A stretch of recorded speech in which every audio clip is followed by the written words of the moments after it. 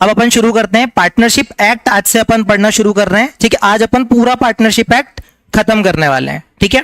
सबसे पहले स्क्रीन पर आप देखो डेफिनेशन वाला पार्ट, यहां पर आपको दिखेगा डेफिनेशन वाला पार्ट, ठीक है।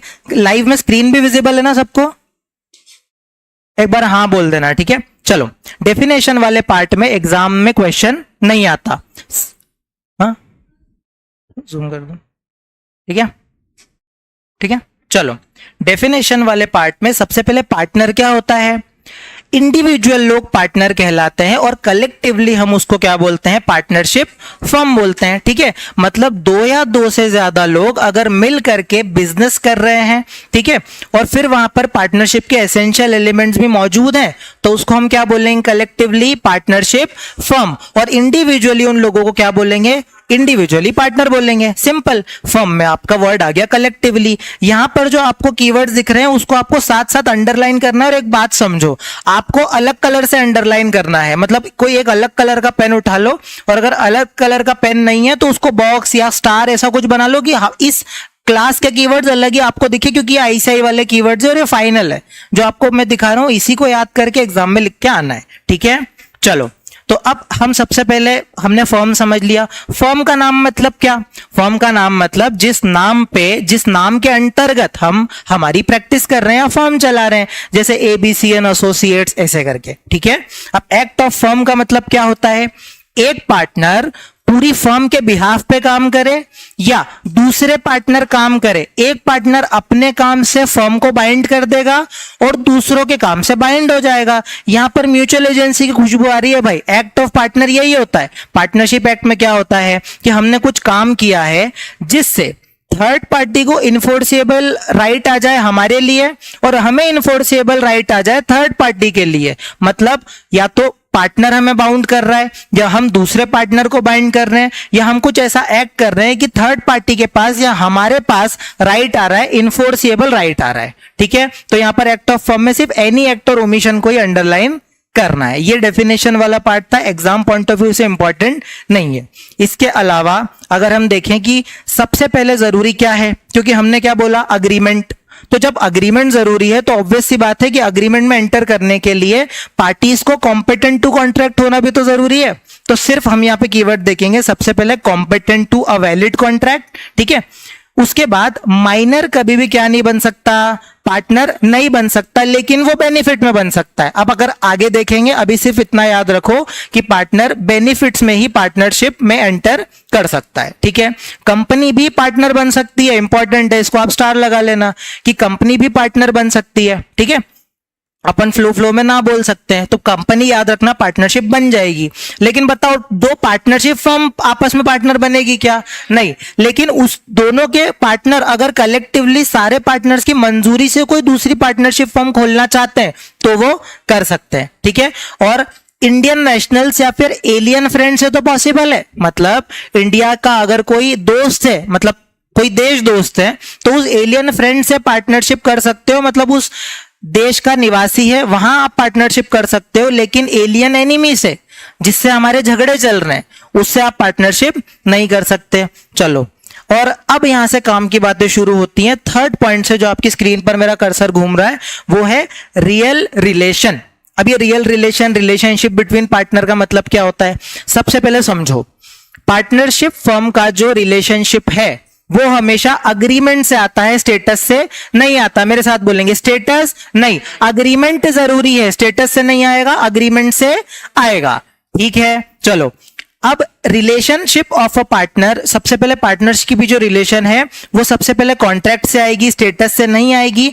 और अगर मान लो कोई पार्टनर की डेथ हो जाती है, किसी भी कारण से वो पार्टनरशिप में नहीं रहता है, तो लीगल एयर्स जो है वो ऑटोमेटिकली पार्टनर नहीं बनते, क्योंकि हमने क्या बोला? अग्रीमेंट जरूरी है, स्टेटस जरूरी नहीं है। स्टेटस से कोई पार्टनरशिप नहीं बनती है, ठीक है। बिकमिंग और ceasing of a partner depends on an agreement. तो बस यही गाना गा रहा है वो, अग्रीमेंट जरूरी है, स्टेटस जरूरी नहीं है। मतलब कोई बर्थ से पार्टनरशिप नहीं बन सकता है। मतलब अगर कोई बर्थ लेकर के, जन्म लेकर के अगर आप सोच रहे हो, तो वो एचयूएफ का मेंबर बनेगा। पार्टनरशिप के लिए तो अग्रीमेंट जरूरी है। तो सिर्फ दो ही कीवर्ड है अपने यहाँ पर, बिकमिंग और सीजिंग को याद रख लेना, अग्रीमेंट को याद कर लेना, और बस नोट फ्रॉम स्टेटस इतना ही अपन याद कर सकते हैं। अब अपने पास आपकी स्क्रीन पर सबसे इंपॉर्टेंट चीज आ रही है, वो है एसेंशियल एलिमेंट्स, और यहां से क्वेश्चन बनते हैं। एसेंशियल एलिमेंट्स में सबसे पहले है एसोसिएशन ऑफ पार्टनरशिप। हमने क्या बोला था, दो या दो से ज्यादा लोगों की एसोसिएशन जरूरी है। एसोसिएशन का मतलब क्या होता है, कलेक्टिवली वो क्या कर रहे हैं, बिजनेस कैरी ऑन कर रहे हैं, ठीक है। अब यहां पर मैक्सिमम लिमिट हमेशा याद रखना 50 की ही रहेगी। मिनिमम कितने होंगे, 2, और मैक्सिमम होंगे 50। लेकिन ये जो लिमिट है वो किस पे एप्लीकेबल नहीं होगी, तो हमारे एचयूएफ पे नहीं होगी, और कोई ऐसी एसोसिएशन जो स्पेशल एक्ट के अंडर रजिस्टर्ड है, हमें याद नहीं करनी, सिर्फ इतना याद रखना है कि कोई स्पेशल एक्ट वाली एसोसिएशन और एचयूएफ, इन दोनों पे ये 50 की लिमिट नहीं लगेगी, ठीक है। सेकंड वाला पॉइंट क्या है, बिजनेस जरूरी है भाई, बिना बिजनेस के पार्टनरशिप नहीं बन सकती। अगर मैं और आप मिलके कोई चैरिटी कर रहे हैं तो भाई उसको इस एक्ट के अंतर्गत हम नहीं बोलेंगे, बिजनेस जरूरी है, ठीक है। और बिजनेस का सिंपल सी डेफिनेशन है भाई, कोई ट्रेड और ऑक्यूपेशन, इकोनॉमिक एक्टिविटी, ठीक है। अपने को याद करने की जरूरत नहीं है, सिर्फ बिजनेस वर्ड आपको याद रखना है। फिर अग्रीमेंट तो अपन स्टार्टिंग से चिल्लाए जा रहे हैं कि अग्रीमेंट बहुत ज्यादा जरूरी है, स्टेटस से फर्क नहीं पड़ता साहब, हमें अग्रीमेंट से फर्क पड़ता है, ठीक है। उसके बाद शेयरिंग ऑफ प्रॉफिट, तो शेयरिंग ऑफ प्रॉफिट ना बहुत प्यारी बात बोलता है, वो ये बोलता है कि भाई ये एसेंशियल एलिमेंट तो है, मतलब जरूरी है भाई, बिना प्रॉफिट के पार्टनरशिप नहीं हो सकती, ठीक है। प्रॉफिट तो जरूरी है, प्रॉफिट शेयरिंग बहुत ज्यादा जरूरी है, लेकिन हम उसको कंक्लूसिव एविडेंस नहीं मान सकते। तो यही हमें याद करना है कि प्रॉफिट शेयरिंग एसेंशियल एलिमेंट तो है, लेकिन क्या है, कंक्लूसिव एविडेंस नहीं है। क्यों कंक्लूसिव एविडेंस नहीं है भाई, ये आगे समझाया रखा है, देखिए। अब इसमें सबसे पहले हम ये समझेंगे कि प्रॉफिट शेयर करने का सिंपल मतलब होता है कि लॉसेस भी शेयर करो, अगर अग्रीमेंट में कुछ ना लिखा हो। मतलब अगर कोई पार्टनर प्रॉफिट शेयर कर रहा है तो ऑब्वियस सी बात है वो लॉस भी शेयर करेगा, अनलेस अदरवाइज अग्रीमेंट में स्पेसिफिकली लिखा हो कि लॉस शेयर नहीं करेगा। लेकिन अगर अग्रीमेंट साइलेंट है तो लॉस शेयर करेगा, ठीक है।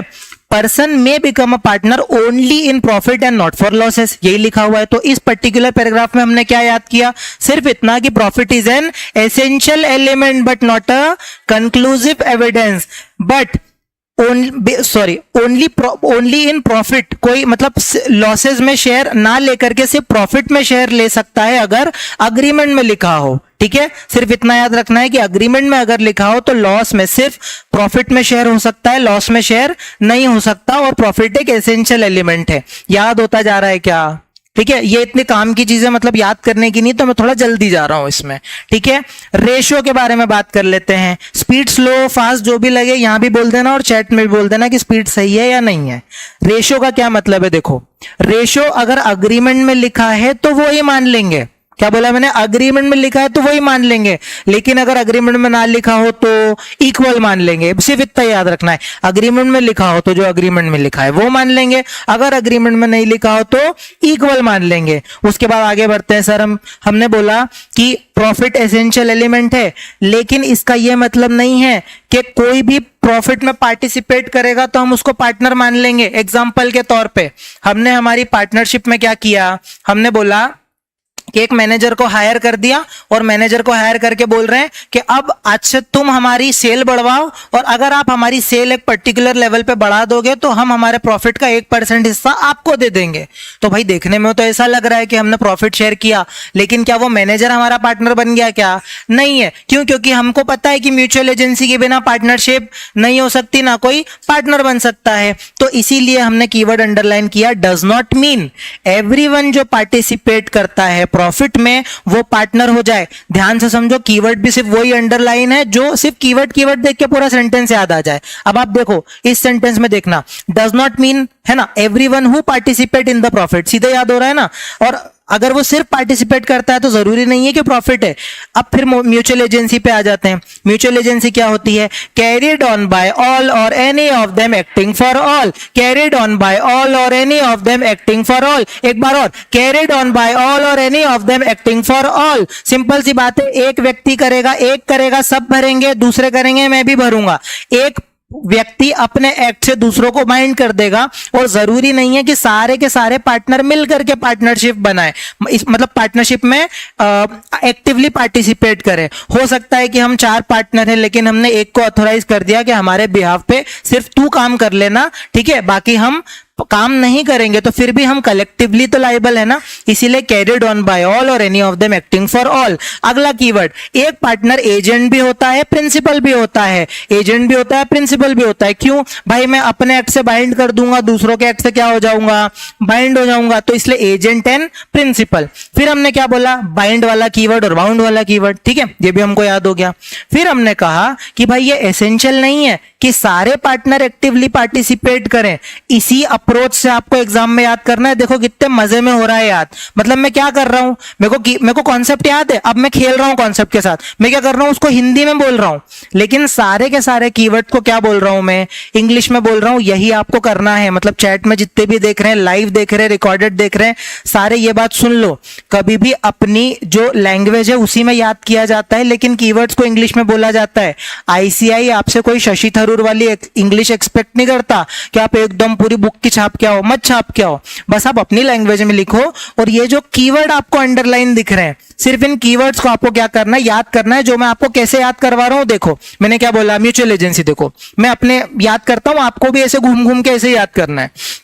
म्यूचुअल एजेंसी क्या होता है, सबसे पहले carried on by all or any of them acting for all. एक पार्टनर एजेंट भी होता है और दूसरे का प्रिंसिपल भी होता है ना, अपने एक्ट से वो बाइंड कर देता है दूसरे पार्टनर को, दूसरे पार्टनर के एक्ट से वो खुद बाउंड हो जाता है। ये एसेंशियल नहीं है कि सारे पार्टनर एक्टिवली पार्टिसिपेट करें, बिजनेस जो है वो एक या एक से ज्यादा पार्टनर के द्वारा मैनेज हो सकता है और रिमेनिंग पार्टनर उनके एक्ट से बाउंड हो जाएंगे अगर वो फर्म नेम में ऑर्डिनरी कोर्स ऑफ बिजनेस में काम करते हैं। आया समझ में? एक बार और बोलता हूं, धीरे धीरे चलता हूं। म्यूचुअल एजेंसी क्या है, carried on by all or any of them acting for all. एक पार्टनर दूसरे पार्टनर का एजेंट भी होता है, प्रिंसिपल भी होता है, वो अपने एक्ट से दूसरे पार्टनर को बाइंड कर देगा, दूसरों के पार्टनर के एक्ट से क्या हो जाएगा, बाउंड हो जाएगा। ये एसेंशियल नहीं है, जरूरी नहीं है कि सारे पार्टनर एक्टिवली पार्टिसिपेट करें, एक उनके बिहाफ पे एक्टिवली पार्टिसिपेट कर सकता है और हम उनके एक्ट से क्या हो जाएंगे, बाइंड हो जाएंगे अगर उन्होंने क्या किया है, बिजनेस के फर्म के नाम पे ऑर्डिनरी कोर्स ऑफ बिजनेस पे काम किया है। हो गया याद? क्या मुश्किल था इसमें? अब हमको इसको याद करने के लिए एक छोटा सा निमोनिक बनाया, वो है कि सबसे अच्छी पार्टनरशिप हमको याद करनी हो तो हमारे मम्मी पापा को देखते हैं, इसीलिए हमने कीवर्ड बनाया माँ बाप। माँ बाप मतलब माँ से मतलब क्या आ रहा है, म्यूचुअल एजेंसी, एम है, ठीक है। उसके बाद एक और ए से क्या आ गया, एसेंशियल एलिमेंट, ठीक है। मतलब माँ क्या हो गया, एक तो म्यूचुअल एजेंसी, दूसरा एसोसिएशन ऑफ पर्सन, फिर बी से आ गया बिजनेस, ए से आ गया हमारा अग्रीमेंट और पी से आ गया प्रॉफिट शेयरिंग। तो अच्छी पार्टनरशिप किसको बोलेंगे, जो हमारे पेरेंट्स की है, मतलब हमारे माँ बाप की है, तो म्यूचुअल एजेंसी। फिर हमारा क्या हो गया, एसोसिएशन ऑफ पर्सन, बी से बिजनेस, ए से अग्रीमेंट और पी से प्रॉफिट शेयरिंग। ये हमको याद भी हो गया। क्या क्लियर है यहां तक? ठीक है, कोई दिक्कत तो नहीं है? चलो अब हम आगे बढ़ते हैं। अब हम यहाँ पे बात करेंगे ट्रू टेस्ट ऑफ पार्टनरशिप का, और इसको सब स्टार मार्क कर लो। ट्रू टेस्ट ऑफ पार्टनरशिप तो आता ही रहता है, मॉक टेस्ट में देख लिया कितनी बार अपन ने ये क्वेश्चन का आंसर लिखा है और गलत लिखा है, ठीक है। चलो ट्रू टेस्ट ऑफ पार्टनरशिप क्या होता है, तो हम रियल रिलेशन के बारे में बात करेंगे। चैट में यस लिखो बेटा लोग, है ना। रियल रिलेशन का मतलब क्या होता है, देखो रियल रिलेशन का मतलब होता है कि हम कैसे माने कि पार्टनरशिप का रियल रिलेशन एग्जिस्ट करता है। तो इसके लिए हमें क्या करना है, सबसे पहले अग्रीमेंट करना जरूरी है, अग्रीमेंट के साथ म्यूचुअल एजेंसी जरूरी है। म्यूचुअल एजेंसी का मतलब क्या है, carried on by all or any of them acting for all. साथ ही साथ प्रॉफिट शेयरिंग भी जरूरी है, बिजनेस करना भी जरूरी है। इसी को हम ट्रू टेस्ट ऑफ पार्टनरशिप बोलते हैं, ज्यादा कुछ है ही नहीं, ठीक है। जो हमने ऊपर पढ़ा वही एसेंशियल एलिमेंट्स को यहां लिख करके आना है कि भाई रियल रिलेशन में प्रॉफिट शेयरिंग जरूरी है, अग्रीमेंट जरूरी है, म्यूचुअल एजेंसी जरूरी है। नींद कैसे आ सकती है बेटा क्लास में, देखो एक्टिव रहना है अपने को, ठीक है। तो अग्रीमेंट जरूरी है, ठीक है। अग्रीमेंट के बाद प्रॉफिट शेयर जरूरी है और म्यूचुअल एजेंसी जरूरी है। अब मैं प्रॉफिट शेयरिंग पे कुछ बात करना चाहता हूं। देखो भाई, प्रॉफिट शेयरिंग हम सबको पता है कि एसेंशियल एलिमेंट है, लेकिन क्या है, ये प्राइमा फेसी एविडेंस है। ये वर्ड याद अपने को एग्जाम में लिख के आना है। प्राइमा फेसी एविडेंस मतलब फेस पे दिखेगा कि प्राइमा फेसी तो हाँ लग रहा है कि यार ये एविडेंस है, लेकिन कंक्लूसिव एविडेंस नहीं है। तो हमको एग्जाम में भी सिर्फ इतना लिख करके आना है कि प्राइमा फेसी एविडेंस तो है, कंक्लूसिव एविडेंस नहीं है, एसेंशियल एलिमेंट तो है। ये सब कीवर्ड अपने को एग्जाम में लिख के आना है। लेकिन अगर हम ट्रू टेस्ट ऑफ पार्टनरशिप की बात करें तो भैया वो तो म्यूचुअल एजेंसी ही रहेगा। ट्रू टेस्ट ऑफ पार्टनरशिप हमेशा क्या रहेगा? म्यूचुअल एजेंसी ही रहेगा। बस यही तो लिखना है। अब यहां पर सेकंड वाले पॉइंट में बहुत प्यारी बात है, इसमें ये क्या बोल रहा है देखो, अगर मान लो आप कॉन्टिंजेंट, मतलब कॉन्टिंजेंट का क्या मतलब है, जैसे मैंने थोड़ी देर पहले आपको एग्जांपल दिया था कि मैंने बोला कि आप हमारी सेल बढ़ा दो, हम आपको क्या देंगे? कमीशन देंगे, या फिर एजेंट को हम कमीशन देते हैं, तो क्या वो हमारा पार्टनर बन जाता है क्या? नहीं। तो भले ही हमारी फ्यूचर अर्निंग्स पे कॉन्टिंजेंट बेसिस पे अगर हम किसी को कुछ दे रहे हैं तो क्या वो हमारा पार्टनर बन जाएगा? नहीं बन जाएगा। इसीलिए तो हम बोलते हैं कि sharing of profit is not an conclusive evidence, it is an essential element और अ प्राइमा फेसी एविडेंस। तो यहां पर आपको कॉन्टिंजेंट लिख करके आना पड़ेगा एग्जाम में, और ये बोलना पड़ेगा कि सिर्फ कॉन्टिंजेंट इन अर्निंग से अगर आप प्रॉफिट कमा रहे हो तो भी आप क्या बन जाओगे? पार्टनर नहीं बनोगे। म्यूचुअल एजेंसी जरूरी है। ठीक है, अब थर्ड वाले पॉइंट पे आओ। यहां तक क्लियर है? याद हो रहा है? ठीक है। एक्सक्लूजन मेरे साथ साथ बोलना है आपको एक्टिवली, ये सोच के कि अभी बस क्लास अपनी, इसके बाद एग्जाम ही है, सीधे एग्जाम में बैठना है। एक्सक्लूजन मतलब यहां से किस किस को अपन एक्सक्लूड करेंगे कि ये पार्टनरशिप जैसे दिखेंगे लेकिन ये पार्टनरशिप नहीं होगी। कौन सा? सबसे पहले जॉइंट ओनर। जॉइंट ओनर जो सिर्फ ग्रॉस रिटर्न, किसी प्रॉपर्टी को हेल्ड कर रखा है और ग्रॉस रिटर्न शेयर कर रहे हैं, तो भाई म्यूचुअल एजेंसी कहां हुई? म्यूचुअल एजेंसी जरूरी है ना, तो सिर्फ इतना याद रखो, जॉइंट ओनर और ग्रॉस रिटर्न। उसके बाद पार्टनरशिप इज नॉट क्रिएटेड, मतलब कहां कहां हम पार्टनरशिप और नहीं मानेंगे? अगर एक लेंडर ऑफ मनी है, ठीक है, लेंडर ऑफ मनी को अपन कभी पार्टनरशिप नहीं बोलेंगे। मतलब अगर अपन उसको पैसा दे रहे हैं, उसको अपन प्रॉफिट का शेयर दे रहे हैं, नहीं चलेगा भाई। लेंडर ऑफ मनी हमारा क्या है? एजेंट, मतलब पार्टनर नहीं है। सर्वेंट या फिर एजेंट जिनको हम क्या दे रहे हैं भाई? हम उसको रेम्यूनरेशन दे रहे हैं, तनख्वाह दे रहे हैं, कमीशन दे रहे हैं, तो कहां से पार्टनर बनेगा? उसके बाद मान लो किसी की विधवा है या फिर उनके बच्चे हैं जिसको हम एन्यूटी दे रहे हैं। जैसे हमारी पार्टनरशिप फर्म में क्या है? एक पॉलिसी है कि भाई जो भी पार्टनर की डेथ हो जाएगी तो उसकी जो भी वाइफ होगी, उसके भी जो बच्चे होंगे, उनको हम एनुअली एक फिक्स परसेंटेज देंगे प्रॉफिट का। तो क्या वो हमारे पार्टनर बन जाएंगे क्या? नहीं। और फिर प्रीवियस ओनर जिसको हमने गुडविल सेल करी है, तो भाई सिर्फ सेल ऑफ गुडविल से हमारी कोई पार्टनरशिप थोड़ी बनती है। तो ये सिर्फ हमको कीवर्ड याद करने हैं। सबसे पहले इसे याद रखें किसी को, सबसे पहले जॉइंट ओनर जो ग्रॉस रिटर्न शेयर करते हैं, जॉइंट ओनर और ग्रॉस रिटर्न, फिर लेंडर ऑफ मनी, फिर सर्वेंट एजेंट जिसको हम क्या दे रहे हैं? रेम्यूनरेशन दे रहे हैं, विडो और चाइल्ड जिसको एन्यूटी मिल रही है, या फिर प्रीवियस ओनर जिसको गुडविल का पैसा मिल रहा है। देखो मैंने हर जगह निमोनिक नहीं बनाया, उसका रीजन बताता हूं। निमोनिक ज्यादा से ना कंफ्यूज कर देते हैं, फिर हमें समझ नहीं आता कौन सा निमोनिक कहां लगेगा, फिर हमको बाद में निमोनिक का निमोनिक बनाना पड़ जाए, तो मतलब नहीं है ना। तो इसलिए जहां जरूरी है सिर्फ हेडिंग का निमोनिक बनाएंगे, बाकी कंसेप्चुअली अपन बोलते बोलते याद करेंगे। तो यहाँ पे क्या है? सिंपल है। एक्सक्लूजन किस किस को रखेंगे? सबसे पहले जॉइंट ओनर जो ग्रॉस रिटर्न शेयर करते हैं, है ना। उसके बाद लेंडर ऑफ मनी, ठीक है। उसके बाद सर्वेंट एजेंट जिसको रेम्यूनरेशन दे रहे हैं, विडो और चाइल्ड जिनको एन्यूटी मिल रही है ना। उसके बाद प्रीवियस ओनर जिसको गुडविल का पैसा मिल रहा है। बहुत बढ़िया, ठीक है, याद होता जा रहा है। लाइव वाले बच्चों को भी दिक्कत तो नहीं आ रही है कुछ? चलो अब अपन एग्जिस्टेंस ऑफ म्यूचुअल एजेंसी की बात कर लेते हैं कि म्यूचुअल एजेंसी कितनी जरूरी है। म्यूचुअल एजेंसी क्या है? एक यूनिक फीचर है। ये देखो कर्सर घूम रहा है मेरा, एक यूनिक फीचर है, तो इसको अपने को याद करके लिख करके आना पड़ेगा। फिर एक पार्टनर की कैपेसिटी है, वो क्या करे? दूसरे पार्टनर को बाइंड कर दे और दूसरों के एक्ट से क्या हो जाए? बाउंड हो जाए। और एक यूनिक फीचर है, सिर्फ इतना लिख के आना है। मतलब अगर मेरे को ट्रू टेस्ट ऑफ पार्टनरशिप का या फिर म्यूचुअल एजेंसी का कोई भी आंसर लिखने को आएगा तो मैं क्या क्या वर्ड लिखूंगा? देखो बिना देखे बोलते हैं, सिंपल। सबसे पहले मैंने क्या बोला? सबसे पहले अग्रीमेंट होना, रियल रिलेशन में क्या है? अग्रीमेंट होना जरूरी है, प्रॉफिट होना जरूरी है, म्यूचुअल एजेंसी जरूरी है, बिजनेस जरूरी है। म्यूचुअल एजेंसी में अपन क्या लिख देंगे? Carried on by all or any of them acting for all. फिर अपन क्या लिखेंगे? Profit is an essential element, prima facie evidence but not a conclusive evidence, ठीक है। फिर sharing of profit contingent upon future earnings does not treat him as a partner, उसके बाद हम क्या लिखेंगे कि एग्जिस्टेंस ऑफ म्यूचुअल एजेंसी में क्या आएगा? Capacity of a partner to bind the other partners by his act and bound by the other partner in the firm's name. और फिर हम बोलेंगे कि एक यूनिक फीचर है और एंड में एक लाइन लिख देंगे, thus we can conclude that profit is a prima facie evidence but not a conclusive evidence, but mutual agency shall be treated as a conclusive evidence of partnership, खत्म कहानी, यही लिख के आना था। क्या याद हो गया क्या? है ना, अभी किसी को मैं बोलूं तो क्या बोल देगा वो फटाफट, ठीक है।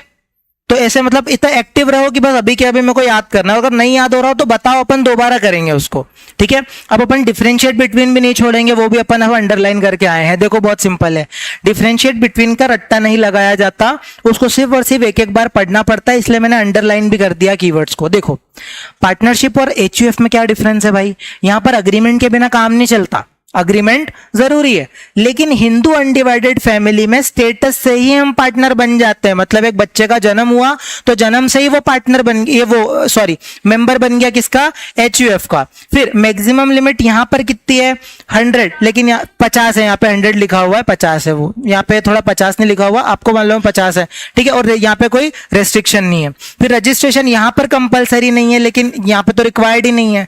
पार्टनरशिप में हम आगे पढ़ेंगे कि रजिस्ट्रेशन कंपलसरी नहीं है, लेकिन अगर आपको क्या उठाना हो, बेनिफिट्स उठाना हो, है ना, तो आपको क्या लेना पड़ेगा, रजिस्ट्रेशन लेना पड़ेगा। मैनेजमेंट में हमने क्या बोला था, सारे पार्टनर का इक्वल राइट होता है कि वो मैनेज कर सके, लेकिन एचयूएफ में करता या फिर मैनेजर ही क्या करता है, मैनेज करता है। फिर यहां पर हम हमारे एक्ट से क्या कर देंगे, बाइंड कर देंगे, लेकिन क्या करता और मैनेजर बाइंड कर सकता है क्या, मतलब वो सिर्फ बिहाफ पे काम कर सकता है, लेकिन एक दूसरे को बाइंड नहीं करते। फिर हमने लाइबिलिटी में क्या बात करी, यहां पर अनलिमिटेड होती है, लेकिन यहां पर सिर्फ कर्ता की ही क्या होती है, अनलिमिटेड होती है। फिर हम पढ़ते हैं कि देखो सूट जो है वो आप अकाउंट्स के लिए, है ना, क्या कर सकते हो, डिसोल्यूशन के टाइम पे फाइल कर सकते हो, लेकिन को पार्टनर्स कभी भी क्या कर सकते हैं, अकाउंट्स के लिए नहीं मांग सकते और ना ही सूट फाइल कर सकते हैं। यहाँ पर क्या है, ये हिंदू लॉ से गवर्न होती है, ये पार्टनरशिप एक्ट से गवर्न होती है, ठीक है। यहाँ पर माइनर की पोजीशन क्या है, वो सिर्फ बेनिफिट में एंटर हो सकता है, लेकिन यहाँ पर तो मेंबर बन जाएगा बर्थ से ही, है ना। और कंटिन्यूटी के बारे में हमने क्या बात करी कि अनलेस अदरवाइज अग्रीड, एक पार्टनर, अगर मान लो अग्रीमेंट में कुछ नहीं लिखा है तो एक पार्टनर की डेथ से ही क्या हो जाएगा, पार्टनरशिप डिसॉल्व हो जाएगी, लेकिन यहां पर ऐसा नहीं होता जब तक वो डिवाइड हो जाए। आप बोलोगे कि आप तो सिर्फ पढ़ के बता रहे हो, याद को नहीं करा रहे हो, क्योंकि इसमें याद करने जैसा कुछ है नहीं। यहाँ पे सिर्फ अपने को देख करके एक आधी बार सिर्फ अपने को पढ़ पढ़ के जाना है, बाकी अपनी लैंग्वेज में लिखना है। सिर्फ ये साइड हेडिंग्स को 2-3 बार आप रट लेना, ठीक है। बाकी अपने को देखो क्या है, एक बार अपने को पूरा कॉन्सेप्ट समझ में आ जाए तो फिर सीधे अपने को क्या है, मन से ही लिखना पड़ता है डिफरेंशिएट बिटवीन को, ठीक है, ठीक है। अच्छा ऊपर करना है, ठीक है, हो गया ना, कर लो फटाफट, ठीक है। इसके बाद अपना नेक्स्ट डिफरेंशिएट बिटवीन है वो है जॉइंट स्टॉक कंपनी। देखो कंपनी और पार्टनरशिप के बीच का जो डिफरेंस है वो और भी सिंपल है, हम अगर ना भी पढ़े तो हमें समझ में आ जाएगा। क्या, एक में सेपरेट लीगल एंटिटी होती है, एक में नहीं होती है, ठीक है। यहाँ पर पर्सनली लाइबल हो जाएंगे, अनलिमिटेड लाइबिलिटी होगी, यहाँ पर सिर्फ मेंबर अपने शेयर तक लाइबल होता है, यहाँ पर प्राइवेट लिमिटेड ऐसे वर्ड यूज करते हैं, यहाँ पे नहीं करते, यहाँ पे पार्टनरशिप एक्ट लगता है, यहाँ पे कंपनीज एक्ट लगता है, हम ऐसे बना सकते हैं आराम से, ठीक है ना। यहाँ पर रजिस्ट्रेशन कंपलसरी है कंपनी में, पार्टनरशिप में मैंडेटरी नहीं है, तो ये सब क्या हम लिख सकते हैं, क्या लिख सकते हैं, ठीक है। इसको मैं थोड़ा स्किप एक बार आप फिर भी कीवर्ड्स को देख लो, यहाँ पे देख लो, फर्स्ट से देख लो भले, ठीक है। सबसे पहले लीगल स्टेटस, ठीक है, तो यहाँ पर एग्जिस्टेंस मतलब मेंबर जो है वो मतलब बिना अग्रीमेंट के भी क्या हो सकते हैं, एग्जिस्टेंस में आ सकते हैं, ठीक है। लेकिन यहाँ पे कंपनी जो है वो मेंबर से डिस्टिंक्ट है और अग्रीमेंट भी जरूरी है, ठीक है। यहाँ पर पार्टनरशिप एक्ट लगता है, यहाँ पे कंपनीज एक्ट लगता है। यहाँ पर मिनिमम कितने चाहिए, 2, लेकिन यहाँ पे प्राइवेट में 2 चाहिए मेंबर, पब्लिक में 7 चाहिए और ओपीसी में 1 चाहिए। ये डिफरेंस आपको याद करना पड़ेगा, ठीक है। यहाँ पर मैक्सिमम कितने, 50, वहां कितने हैं, 200, 50 और 200 को याद करना है, ठीक है। उसके बाद रजिस्ट्रेशन यहाँ कंपलसरी नहीं है, लेकिन यहाँ पर है मैंडेटरी। सारे पार्टनर को राइट है डे टू डे अफेयर्स में इन्वॉल्व होने का, लेकिन यहाँ पर बोर्ड ऑफ डायरेक्टर ही क्या करते हैं, मैनेज करते हैं। एवरी पार्टनर हर दूसरे पार्टनर का क्या होगा, एजेंट होगा, लेकिन मेंबर एजेंट नहीं होगा, है ना, है सिंपल, कुछ नहीं है इसमें। तो यहाँ पर पार्टनर जो है अपना इंटरेस्ट ट्रांसफर नहीं कर सकता जब तक सारे पार्टनर की कंसेंट ले ले, लेकिन मेंबर को जरूरी नहीं है, वो कर सकता है अपना इंटरेस्ट किसी और दूसरे व्यक्ति को ट्रांसफर, ठीक है। उसके बाद मेंबर की लायबिलिटी मतलब पार्टनर की लायबिलिटी यहां पर होगी अनलिमिटेड, लेकिन मेंबर या कंपनी में क्या होगी, लिमिटेड। फर्म जो है वो जॉइंट मतलब फर्म की प्रॉपर्टी जॉइंट एस्टेट है सारे पार्टनर की, लेकिन यहां पर कंपनी की प्रॉपर्टी कंपनी की ही रहती है। ऑडिट यहां कंपलसरी नहीं है, लेकिन यहां कंपलसरी है। मतलब पॉइंट ही पॉइंट है, मतलब कितने सिंपल पॉइंट है, एक एक बार पढ़ के याद हो जाएंगे। और ड्यूरेशन क्या है, अगर यहां पर कोई अग्रीमेंट ना हो तो डेथ, रिटायरमेंट, इंसॉल्वेंसी से ही डिसोल्यूशन हो जाता है, लेकिन यहां पर तो परपेचुअल सक्सेशन है। ठीक है, तो क्या यहां में थोड़ा फास्ट गया, आपको समझ में आ गया होगा, है ना? कर लिया सबने अंडरलाइन? जल्दी जल्दी जल्दी किसी और से कर लेना, मैं आगे बढ़ रहा हूं। ठीक है, अब पार्टनरशिप और को ओनरशिप में डिफरेंस क्या है? बहुत सिंपल है। को ओनरशिप में क्या होता है, हम सिर्फ रिटर्न्स को शेयर करते हैं, लेकिन पार्टनरशिप में क्या होता है, carried on by all or any of them acting for all. यहां बिजनेस जरूरी है, यहां पर कोई जरूरी नहीं है को ओनरशिप में बिजनेस जरूरी हो, मतलब जरूरी नहीं है। यहां पर मैक्सिमम 50 है, यहां पे कोई लिमिटेड नहीं है। यहां पर कॉन्ट्रेक्चुअल नेचर जरूरी है, ये स्टेटस से भी हो सकता है। जैसे मान लो कि पिताजी ने अपने 2 बेटों के नाम पर प्रॉपर्टी करी है ना, और 2 बेटे जो है उसका ग्रॉस रिटर्न शेयर कर रहे हैं, तो अग्रीमेंट तो हुआ नहीं, लेकिन फिर भी क्या हुआ, वो को ओनरशिप हो गई।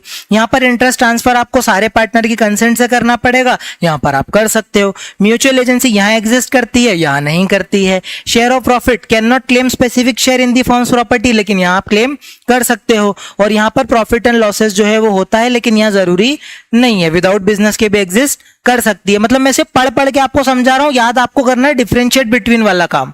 ठीक है, जहां अपने को टाइम लगाना है अपन वहां लगाएंगे। ठीक है, उसके बाद पार्टनरशिप और एसोसिएशन में क्या डिफरेंस होता है, बहुत सिंपल है। देखो यहां पर पता है, एक एक लाइन बार बार लिखनी है इंट्रोडक्शन में, carried on by all or any of them acting for all. लेकिन यहां पर हम क्या करते हैं, म्यूचुअल बेनिफिट के लिए क्या करते हैं, कम टुगेदर, साथ में आते हैं, है ना। म्यूचुअल बेनिफिट, एक दूसरे का आपको अगर कुछ फायदा करना हो तो ऐसे आप एसोसिएशन बना सकते हो। यहां पर शेयरिंग ऑफ प्रॉफिट जो है वो क्या है, बिजनेस जरूरी है, लेकिन यहां पर शेयरिंग ऑफ प्रॉफिट और बिजनेस इतना जरूरी नहीं है। यहां पर म्यूचुअल एजेंसी जरूरी, लेकिन म्यूचुअल एजेंसी का पॉइंट और ये रजिस्ट्रेशन का पॉइंट, अग्रीमेंट का पॉइंट तो हर जगह आएगा। ठीक है, फिर डिसोल्यूशन में हमने क्या बोला, रिटायरमेंट डेथ में डिसॉल्व हो जाएगी, ये डिसॉल्व नहीं होगी। और क्लब वाला तो बहुत सिंपल है, क्लब में कुछ नहीं है। देखो भाई यहां पर भी वही है, carried on by all or any of them acting for all, लेकिन यहां पर क्या है, प्रॉफिट जरूरी नहीं है। फिर म्यूचुअल एजेंसी में क्या हो गया कि हम क्या है, एजेंट हैं और प्रिंसिपल भी है, लेकिन यहां पर एजेंट प्रिंसिपल नहीं है। यहां पर हमारा पार्टनर का इंटरेस्ट होता है प्रॉपर्टी में, यहां पर कोई इंटरेस्ट नहीं होता। ये वही है, डिसॉल्व हो जाएगी रिटायरमेंट डेथ से, लेकिन यहां पर डिसॉल्व नहीं होगी। तो क्या आपको समझ में आया, मतलब बेसिक समझ आ गया एक बार डिफरेंशिएट बिटवीन। अब अपन अपने मेन चैप्टर पे आते हैं, मतलब अभी तक हम बेसिक डिस्कस कर रहे थे, अब अपन आते हैं यूनिट बी पे। ठीक है, चैट पे यस लिख दो सारे लोग। ठीक है, काइंड्स ऑफ पार्टनरशिप में आ रहे हैं कि पार्टनरशिप कितने टाइप की हो सकती है। देखो पार्टनरशिप क्या है, 2 टाइप से क्लासिफिकेशन है, एक है पार्टनरशिप एट विल और एक है पर्टिकुलर पार्टनरशिप। ठीक है, पर्टिकुलर पार्टनरशिप के फर्दर 2 क्लासिफिकेशन है, एक है फिक्स टर्म और एक है पर्टिकुलर वेंचर। एक एक करके समझते जाते हैं। भाई पर्टिकुलर पार्टनरशिप में फिक्स टर्म का मतलब क्या होता है, भाई फिक्स टर्म में सिर्फ इतना याद रखो कि हम पार्टनरशिप बना रहे हैं सिर्फ फिक्स्ड पीरियड के लिए। जैसे हमने बोल दिया भाई 5 साल के लिए पार्टनरशिप बनाएंगे या 10 साल के लिए ही बिजनेस करेंगे, एक फिक्स टर्म मैंने डिफाइन कर दी। तो भाई यहां पर याद रखना, जैसे ही वो फिक्स टर्म एक्सपायर हो जाएगी तो पार्टनरशिप भी खत्म हो जाएगी। मेरे साथ बोलेंगे, एक बार वो फिक्स टर्म खत्म हो गई तो पार्टनरशिप क्या हो जाएगी, एंड हो जाएगी। कीवर्ड अपन एंड ही होगा, एंड हो जाएगी। और एक्सपायरी मतलब पार्टनरशिप अगर एक्सपायरी मतलब एक बार वो टर्म एक्सपायर हो गई, ऐसे बोलेंगे, एक बार वो टर्म एक्सपायर हो गई तो पार्टनरशिप एंड हो जाएगी। लेकिन अगर पार्टनर कैरी ऑन करते हैं बिजनेस आफ्टर सच एक्सपायरी तो वो अनलॉफुल नहीं माना जाएगा, लेकिन पार्टनरशिप एट विल बन जाएगी। एक्टिवली पीछे वालों को बोलना है भाई, क्या क्या बोला मैंने अभी, मैंने ये बोला कि एक फिक्स टर्म के लिए हमने पार्टनरशिप बनाई, वो फिक्स टर्म क्या हो गई, एक्सपायर हो गई। साथ साथ बोलेंगे अगर एक्सपायर हो गई तो क्या एक्सपायर होने के बाद भी वो एंड हो जाएगी, क्या नहीं है। उसके बाद वो खुद अगर कंटिन्यू करते हैं मतलब कैरी ऑन करते हैं आफ्टर द एक्सपायरी तो उसको अनलॉफुल नहीं माना जाएगा, लेकिन वो पार्टनरशिप एट विल बन जाएगी। अनलॉफुल नहीं माना जाएगा, पार्टनरशिप एट विल बन जाएगी। ठीक है, अब पर्टिकुलर पार्टनरशिप में आते हैं तो ये वही है भाई, इसमें बस 2 कीवर्ड याद रखने हैं, पर्टिकुलर एडवेंचर और अंडरटेकिंग। ठीक है, पर्टिकुलर एडवेंचर और अंडरटेकिंग। भाई क्लास में साथ साथ बोलते रहो, बहुत इंपॉर्टेंट है। आपको लग रहा होगा कि हम बाद में कर लेंगे, नहीं होगा बाद में। जो मेरे साथ आप याद कर रहे हो ना, पक्का दिमाग में बैठ जाएगा, बस आप मेरे साथ पार्टिसिपेट करो। एक बार और फिक्स टर्म को याद करो, और चैट में भी घर पे सारे बैठ के बोलते रहेंगे, ठीक है, सब सुन रहा हूं मैं यहां से, ठीक है। आफ्टर दी एक्सपायरी क्या बोला मैंने, आफ्टर दी एक्सपायरी क्या हो जाएगा, कम टू एन एंड हो जाएगी। लेकिन अगर मान लो कि उसके एक्सपायरी के बाद भी आप कैरी ऑन करते हो बिजनेस, तो ऐसे केस में अनलॉफुल नहीं माना जाएगा, लेकिन वो एट विल बन जाएगी। बहुत बढ़िया। फिर पर्टिकुलर पार्टनरशिप में जब हम वेंचर और प्रोजेक्ट की बात करते हैं तो सिर्फ दो कीवर्ड याद करने हैं, पर्टिकुलर एडवेंचर या फिर अंडरटेकिंग। यहां पर सारे रिक्विजाइट पार्टनरशिप के प्रेजेंट होना जरूरी है, वही रिक्विजाइट अपने अग्रीमेंट, बिजनेस, म्यूचुअल एजेंसी वगैरह वगैरह। और उसके बाद जब वो एडवेंचर कंप्लीट हो जाता है तो हम उसको डिसॉल्व कर देंगे, लेकिन उस एडवेंचर के कंप्लीट होने के बाद भी आप कंटिन्यू करते हो तो एट विल बन जाएगी। अब आपको पावर समझ आ रही है कि कीवर्ड याद करने का कितना होता है। अब देखो एक एक चीज सिर्फ कीवर्ड देखो, बीच की ग्रामर खा जाओ तो भी समझ आ जाएगा। मैंने क्या बोला, सबसे पहले एक पर्टिकुलर एडवेंचर अंडरटेकिंग, मेरा कर्सर घूम रहा है, ऑल रिक्विजाइट मस्ट प्रेजेंट होने चाहिए, जब कंप्लीट हो जाती है डिसॉल्व हो जाती है, कंटिन्यू भी करते हो कंप्लीशन के बाद तो एट विल बन जाएगी, खत्म कहानी। ये याद करना है। तो कितना सिंपल है, पर्टिकुलर एडवेंचर अगर खत्म मतलब बंद हो जाता है, मतलब पर्टिकुलर एडवेंचर कंप्लीट हो जाता है, तो ऐसे केस में भी क्या हो जाएगा, वो हम डिसॉल्व कर देंगे फर्म को, लेकिन उसके बाद भी आप कंटिन्यू करते हो तो वो अनलॉफुल नहीं माना जाएगा, पार्टनरशिप एट विल बन जाएगी। अब इतने टाइम से अपन एट विल कर रहे हैं, एट विल भी देख लेते हैं क्या होता है। भाई एट विल बहुत सिंपल है। सबसे पहले ड्यूरेशन फिक्स नहीं होती, मैंने क्या बोला, पार्टनरशिप की ड्यूरेशन फिक्स नहीं होती, कितने टाइम की पार्टनरशिप है, ठीक है। और कोई भी प्रोविजन हम नहीं बनाते कि हम इसको कैसे एंड करने वाले हैं, मतलब ये भी नहीं बताते कितने टाइम के लिए चलेगी, और मैनर भी नहीं बताएंगे कैसे उसको खत्म करेंगे। बस कोई भी पार्टनर अपनी विलिंगनेस से, अपनी इच्छा व्यक्त करके एक नोटिस देगा और पार्टनरशिप डिसॉल्व हो जाएगी। क्या क्या कीवर्ड बना, ड्यूरेशन फिक्स नहीं है, कोई भी प्रोविजन नहीं बनाया है कि कैसे हाउ एंड होगी, और वो डिसॉल्व हो जाएगी किसी भी टाइम पे, सिर्फ अपनी विलिंगनेस को नोटिफाई करके। कितनी सही चीज है, सिर्फ मैं अपनी विलिंगनेस को नोटिफाई करके पार्टनरशिप को क्या कर सकता हूं, डिसॉल्व कर सकता हूं। हाउएवर अगर ड्यूरेशन फिक्स्ड है तो मैं उसको एट विल नहीं मानूंगा। क्या बात है यार, मतलब पूरा याद ही होगा। क्या है, सिंपल तो है। देखो ड्यूरेशन फिक्स नहीं है, प्रोविजन नहीं बनाया है कि कैसे एंड करेंगे, हाउ इट विल एंड। एक बार मेरे साथ बोलेंगे, duration not fixed, it is not no provision has been made how the firm shall be dissolved, no provision has been made how the partnership will be dissolved, ठीक है। it can be dissolved at any time by notifying his willingness to do so, कोई भी partner अपनी willingness बताएगा और partnership से चलता बनेगा और पार्टनरशिप डिसॉल्व हो जाएगी। लेकिन अगर ड्यूरेशन आपने फिक्स कर दी है तो ऐसे को हम एट विल नहीं बोलेंगे, ठीक है। एग्जाम में क्या स्टडी बनेगी, ठीक है। अब हम आते हैं हमारे अगले डिस्कशन पे, वो क्या है, एक्टिव, मतलब यह है काइंड ऑफ पार्टनर, ठीक है। तो काइंड ऑफ पार्टनर को एक एक करके समझते हैं। सबसे पहले एक्टिव पार्टनर, बहुत सिंपल है भाई। एक्टिव पार्टनर क्या है, डे टू डे अफेयर्स में इन्वॉल्व होता है, कंडक्ट ऑफ बिजनेस में क्या करता है, एक्टिवली पार्टिसिपेट करता है, वो एजेंट है दूसरे पार्टनर्स का और प्रिंसिपल भी है, बाउंड कर देगा अपने एक्ट से, बाइंड हो जाएगा दूसरे एक्ट से, और जब वो रिटायर करेगा तो पब्लिक नोटिस भी देना है। आप बोलोगे इतना फास्ट क्यों बोला, क्योंकि म्यूचुअल एजेंसी के पॉइंट चुराए हैं इन लोगों ने। बाइंड कर देगा, बाउंड हो जाएगा, ठीक है। ऑर्डिनरी कोर्स ऑफ बिजनेस में कंडक्ट करेगा, एक्टिवली इंगेज करेगा, और जब छोड़ करके जाएगा, रिटायर होगा, तो भाई तू पब्लिक नोटिस भी दे देना। आई बात पल्ले पड़ी, ठीक है। मेरे साथ साथ बोलो, क्या करेगा, एक्टिवली इंगेज करेगा कंडक्ट ऑफ बिजनेस में, एक्टिवली इंगेज करेगा, actively engage in the conduct of business. वो एजेंट है, ऑर्डिनरी कोर्स ऑफ बिजनेस में काम करेगा, खुद के एक्ट से क्या करेगा, बाइंड कर देगा, दूसरों के एक्ट से क्या हो जाएगा, बाउंड हो जाएगा, जब छोड़ करके जाएगा, रिटायर होगा, तो पब्लिक नोटिस भी दे करके जाना, ठीक है। अब आते हैं नॉमिनल पार्टनर में, ठीक है। नॉमिनल पार्टनर क्या बोलता है, सिर्फ अपने नाम से पार्टनर होता है, सिर्फ अपना नाम देता है। मान लो किसी की बहुत रेप्यूटेशन है, तो हमने क्या किया, उसको बोला कि आप सिर्फ अपना नाम दे दो, ताकि ये लगे कि आप हमारे पार्टनरशिप के हिस्से हो, आप हमारे पार्टनर हो। तो ऐसे केस में क्या होगा, थर्ड पार्टी हमसे कॉन्ट्रैक्ट करेगी, सिर्फ इसीलिए वो अपना नाम दे रहा है, ओनली बाय नेम, ठीक है। He is not entitled to share profit and losses. बहुत इंपॉर्टेंट है कि एक पार्टनर जो है, अगर वो सिर्फ नॉमिनल पार्टनर है, सिर्फ नाम का पार्टनर है, तो वो प्रॉफिट या फिर लॉस जो है वो नहीं बांटेगा, लेकिन वो सारी डेट के लिए लायबल हो जाएगा। याद रखना, प्रॉफिट और लॉस नहीं शेयर करेगा लेकिन डेट के लिए लायबल हो जाएगा। लॉजिक अपने को पता है भाई, सामने वाला इसका नाम देख करके बिजनेस कर रहा है ना, तो अगर नाम देख करके बिजनेस कर रहा है तो वो तो यही देखेंगे कि ये पार्टनर है, तो कल को उनका पैसा डूब गया तो फिर इसका भी गला पकड़ सकते हैं।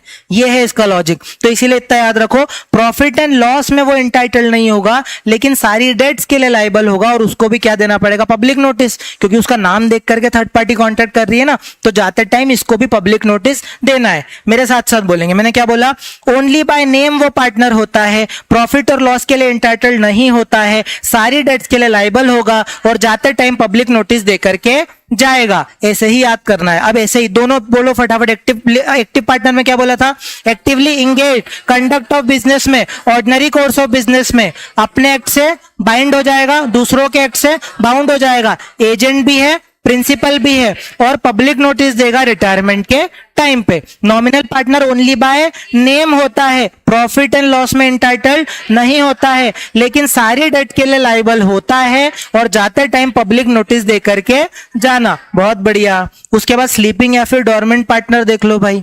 सबसे पहले हम देखेंगे कि ये कैपिटल कंट्रीब्यूट करेगा, ठीक है, कैपिटल कंट्रीब्यूट करके सो जाएगा, इसको कोई मतलब नहीं है, एक्टिवली पार्टिसिपेट भी नहीं करता, डज नॉट एक्टिवली पार्टिसिपेट, लेकिन लायबल हो जाएगा अदर पार्टनर की तरह, क्योंकि भले ही यार वो काम नहीं कर रहा है लेकिन यार वो पार्टनर तो है, भले ही स्लीपिंग पार्टनर है लेकिन उसने कैपिटल कंट्रीब्यूट करी है और दूसरे पार्टनर की तरह ही वो क्या हो जाएगा, बाइंड हो जाएगा, लायबल हो जाएगा, अनलेस स्पेसिफिकली एक्सक्लूडेड। मतलब अगर उसने स्पेसिफिकली ये बोल रखा है कि भाई मुझे ना आप इन चीजों के लिए लायबल मत ठहराना, तो भले ही वो लायबल नहीं होगा, नहीं अदरवाइज क्या होगा, अदर पार्टनर्स के लिए वो क्या हो जाएगा, लायबल हो जाएगा।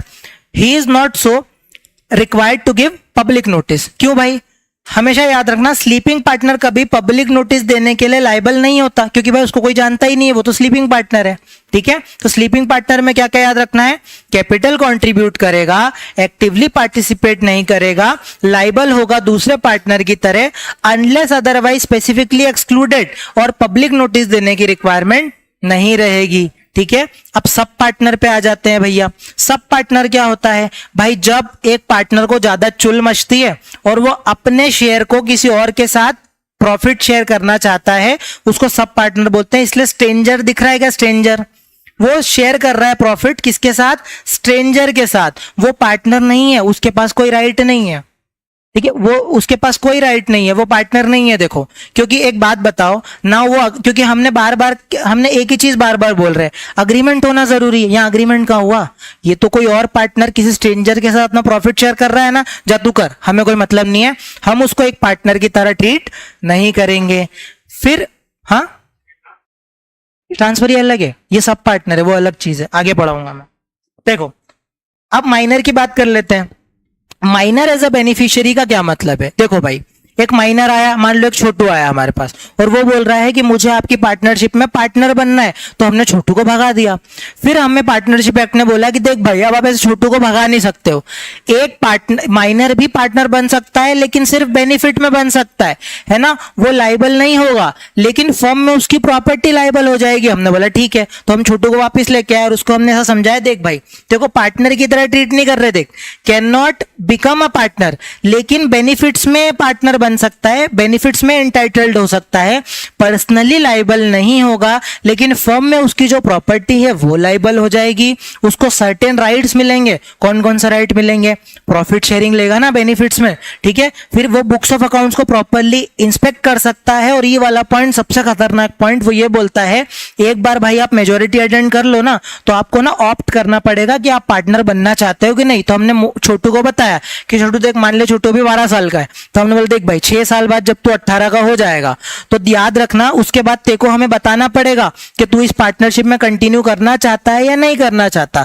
तो उसने अग्री कर लिया। तो देखो, छोटू ने हमको कीवर्ड याद करवा दिए, can not become a partner, लेकिन बेनिफिट्स में क्या बन सकता है, पार्टनर बन सकता है। वो पर्सनली लायबल नहीं होगा लेकिन उसकी फर्म में प्रॉपर्टी लायबल हो जाएगी, ठीक है। और सर्टेन राइट्स उसको मिलेंगे, जैसे प्रॉफिट शेयर करना, बुक्स को इंस्पेक्ट करना, और मेजोरिटी के बाद उसको ऑप्ट करना पड़ेगा कि वो पार्टनर बनना चाहता है या नहीं बनना चाहता है। बहुत बढ़िया। अब हम आगे बढ़ते हैं, चैट में यस लिखो। इनकमिंग पार्टनर, इनकमिंग पार्टनर का क्या मतलब है, जो सिर्फ मतलब एक एग्जिस्टिंग पार्टनरशिप में क्या आ रहा है, वो मतलब एंटर हो रहा है, एडमिट हो रहा है, तो admitted in the already existing partnership with the consent of all partner, बहुत इंपॉर्टेंट है, सारे पार्टनर की कंसेंट जरूरी है, ठीक है। और वो लाइबल नहीं होगा उसके पहले के जो भी काम करें फर्म ने। अब सिंपल सी बात है, आने से पहले कुछ भी किया हो उसके लिए मैं रिस्पॉन्सिबल कैसे, मेरे आने के बाद मुझे रिस्पॉन्सिबल ठहराना, मेरे आने के पहले मैं रिस्पॉन्सिबल नहीं हूं, ठीक है। उसके बाद आउटगोइंग पार्टनर का क्या मतलब है, जो छोड़ करके जाता है, लीव्स द फर्म, है ना, जैसे रिटायरमेंट, डेथ, इंसॉल्वेंसी, एक्सपल्शन, ठीक है। इसकी लाइबिलिटी क्या है भाई, वो लाइबल नहीं है जाने के बाद, एक बार चला गया उसके बाद कहाँ का लाइबल भाई, ठीक है। एक बार चला गया उसके लिए वो लाइबल नहीं है, लेकिन उसके प्रायर जब तक उसने पार्टनरशिप सीज नहीं करी थी उसके पहले के एक्ट के लिए वो लाइबल हो जाएगा, ठीक है। और वो थर्ड पार्टी के लिए कब तक लाइबल है, जब तक कोई पब्लिक नोटिस ना दिया हो उसने, क्योंकि उसको रिटायरमेंट का क्या देना पड़ता है, पब्लिक नोटिस देना पड़ता है ना।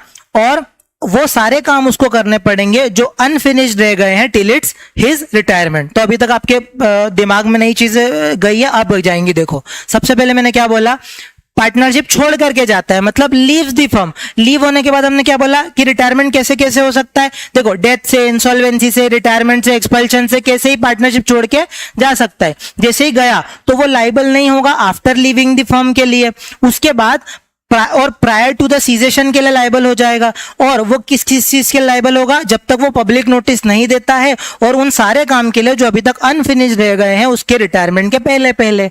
अब याद हुआ, ठीक है। एक बार और पढ़ाऊं क्या हो गया, ठीक है। उसके बाद हम आगे बढ़ते हैं।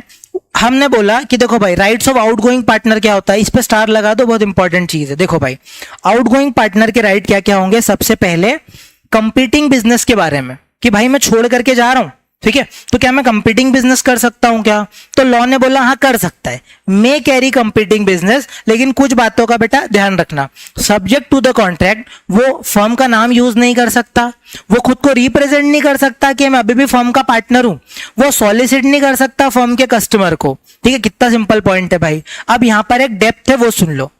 एक रिटायरिंग पार्टनर जो है वो क्या कर सकता है, कंपीटिंग बिजनेस तो कर सकता है। अगर अग्रीमेंट में लिखा है तो हम और रेस्ट्रिक्शन भी डाल सकते हैं। कौन सी, कि तू मान लो इंदौर में बिजनेस मत करना, तेको करना है तो जा देवास में जाके कर, या फिर तू अगले 2 साल तक पार्टनर हमारे जैसा बिजनेस नहीं कर सकता।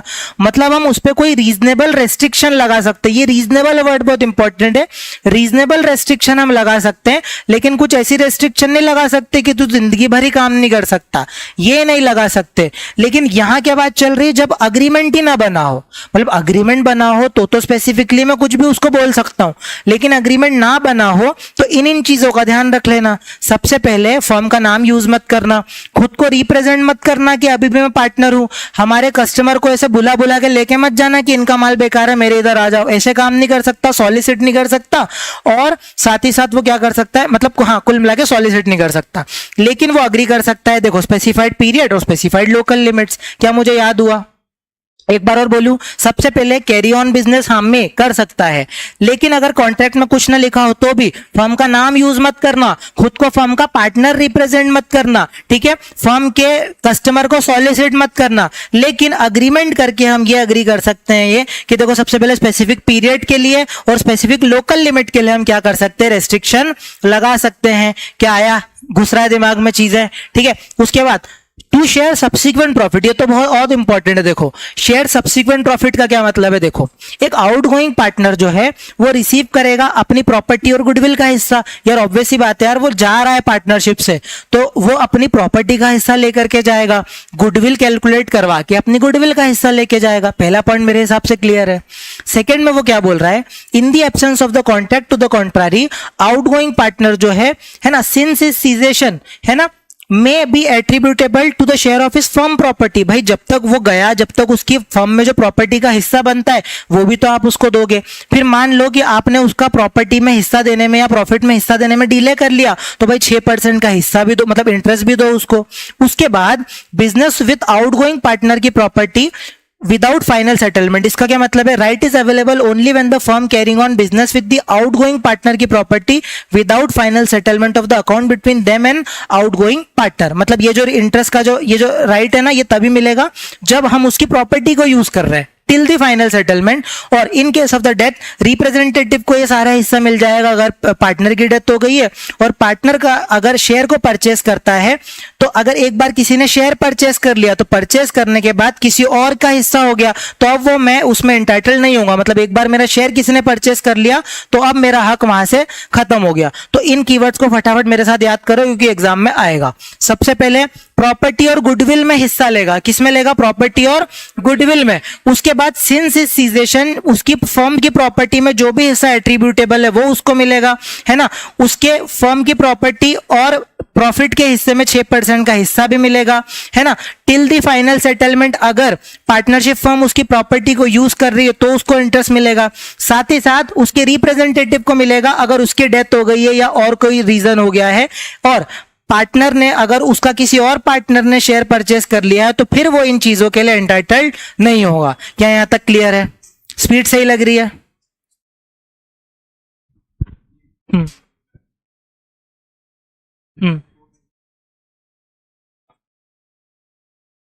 हाँ मिलेगा ना, जब तक वो सीज नहीं करता, सीज होने के बाद नहीं मिलेगा, अनटिल एंड अनलेस उसकी प्रॉपर्टी यूज हो रही है पार्टनरशिप फर्म में। हाँ उसी में मिलेगा, या तो profit sharing ratio 6%, whichever is higher पे मिलेगा। ठीक है, आगे बताने वाला था मैं, चलो यही हो गया। ठीक है, अब सबसे इंपॉर्टेंट है, एक बार स्टार लगाओ इसको होल्डिंग आउट पे, ये बार बार आता है अपनी एग्जाम में।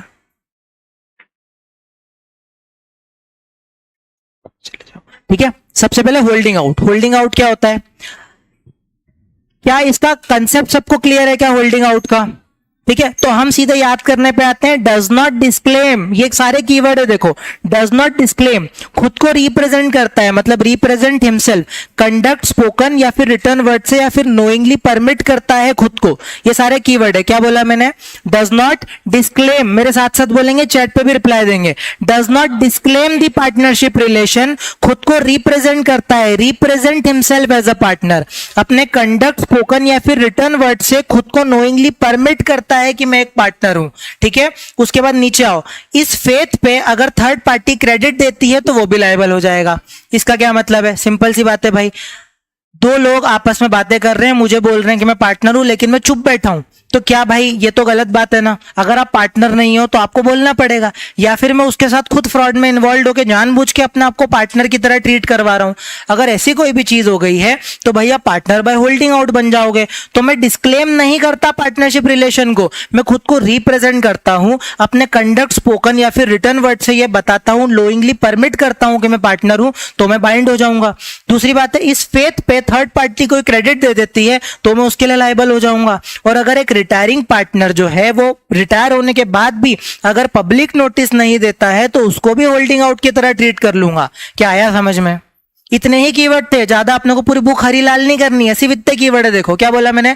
Does not disclaim the partnership relation, knowingly permit, represent himself, बोलना है भाई बोलना है, कंडक्ट स्पोकन या फिर रिटर्न अग्रीमेंट से नोइंगली परमिट करता है कि मैं पार्टनर हूं, थर्ड पार्टी उस फेथ पे क्रेडिट दे देती है तो वो बाइंड हो जाएगा।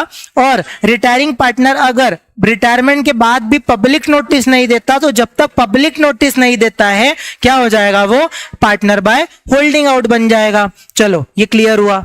उसके बाद हम आगे बढ़ते हैं, पार्टनर ओनली इन प्रॉफिट। जैसे मैंने क्या बताया था कि अगर एक पार्टनर ऐसा बोल सकता है कि भाई लॉस वॉस शेयर नहीं करूंगा, सिर्फ क्या करूंगा?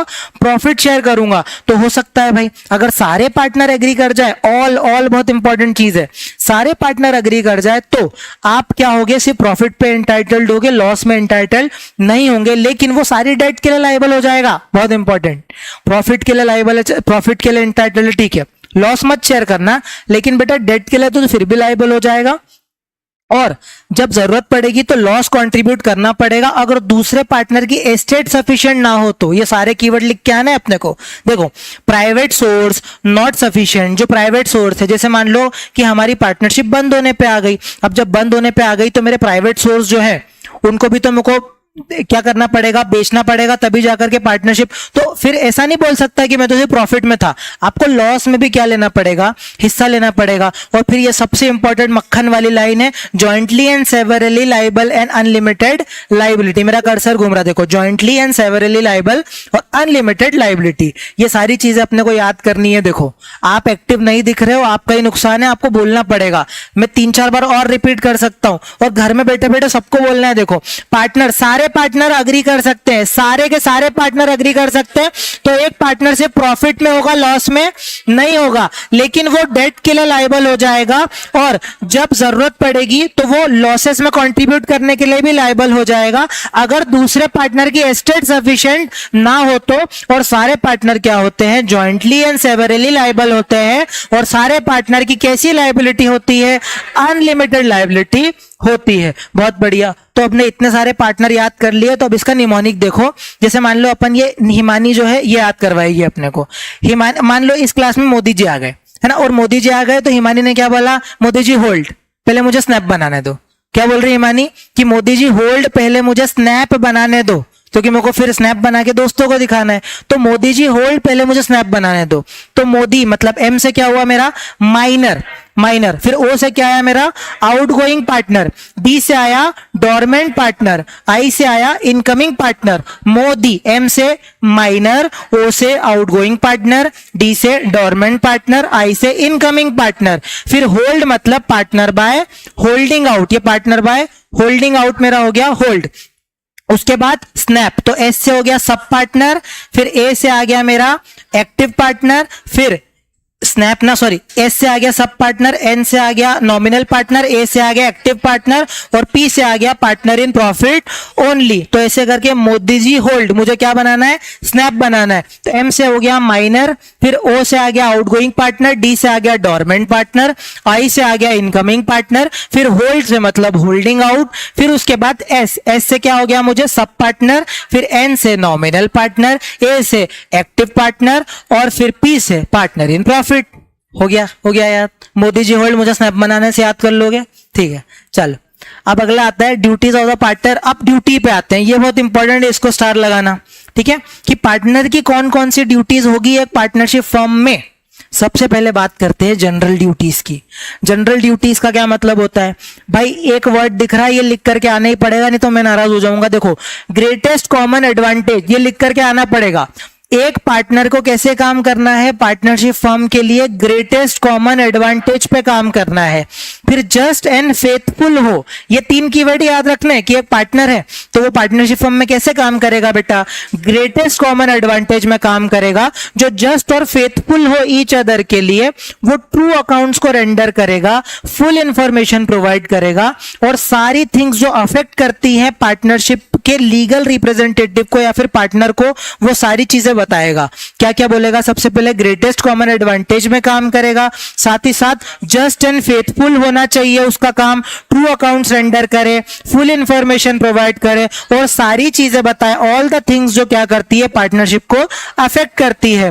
फिर duty to indemnify for the loss. Duty to indemnify for the loss मतलब अगर मान लो उसने फ्रॉड किया है, उसकी वजह से कोई लॉस हुआ है, तो इंडेमनीफाई करेगा वो फर्म को। उसके बाद बिजनेस कैरी ऑन नहीं करेगा तो फर्म क्या कर सकती है, रिस्ट्रेंट लगा सकती है कि भाई तू कोई भी अदर बिजनेस नहीं कर सकता जब तू हमारे साथ पार्टनरशिप में कंटिन्यू करता है। अब इस पॉइंट में एक थोड़ी सी डेप्थ है, वो सुन लो। देखो अगर मान लो अग्रीमेंट में कुछ नहीं लिखा है तो भी आप कंपीटिंग बिजनेस या ऐसा कोई और अग्रीमेंट तो नहीं कर सकते, लेकिन अगर स्पेसिफिकली ये लिख दिया है कि जब तक तू हमारे साथ पार्टनरशिप में है तू ये छोड़ कोई भी बिजनेस नहीं कर सकता, तो ऐसी रिस्ट्रेंट भी लगा सकते हैं अगर आप अग्रीमेंट में लिख दो तो, ठीक है। तो ये याद रखना, अग्रीमेंट में ऐसा भी लिख सकते हैं कि आप कोई भी बिजनेस नहीं कर सकते जब तक आप पार्टनरशिप में हो। तो क्या है यहाँ पे रिस्ट्रेंट हम लगाते हैं, रोक लगाते हैं कि आप कोई भी any other business carry out नहीं करोगे जब तक भी आप पार्टनरशिप में कंटिन्यू कर रहे हो। फिर एवरी पार्टनर पार्टनर जो है बाउंड हो जाएगा। वो ये डिलीजेंटली एक्ट करे भाई, ऐसा नहीं कि आप लापरवाही की तरह काम करो, ठीक है, आपको डिलीजेंटली सूझबूझ से काम करना है। फिर आप रेम्यूनरेशन क्लेम नहीं कर सकते अनलेस अदरवाइज आपने कुछ और ही ऐसा अलग ही काम ओवर द अबव अपनी इंप्लॉयड अथॉरिटी से किया हो तो बात अलग है, अदरवाइज आपको रेम्यूनरेशन नहीं मिलेगा। आपको लॉस में कंट्रीब्यूट करना पड़ेगा अनलेस एंड अदरवाइज अग्रीड। उसके बाद अगर आपको कोई विलफुल निगलेक्ट हुआ तो आपको इंडेमनिफाई करना पड़ेगा। और कोई भी पर्सनल प्रॉफिट आप नहीं कमा सकते, अगर पर्सनल प्रॉफिट कमाया है तो फर्म को वापस देना पड़ेगा।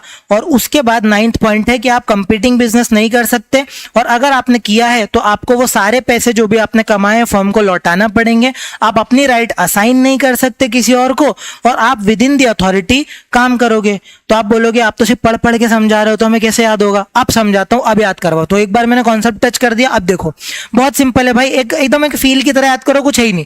मैं एक पार्टनर हूं, मेरी क्या क्या ड्यूटी होगी भाई, सिंपल है। मेरी क्या ड्यूटी होगी, सबसे पहले greatest common advantage, just and faithful, true accounts render करे, फुल इंफॉर्मेशन प्रोवाइड करे, सारी चीजें बताए, गुनगुन बोलना है बेटा देखो भी, सारी चीजें बताए जो अफेक्ट करती हैं फर्म को, ठीक है।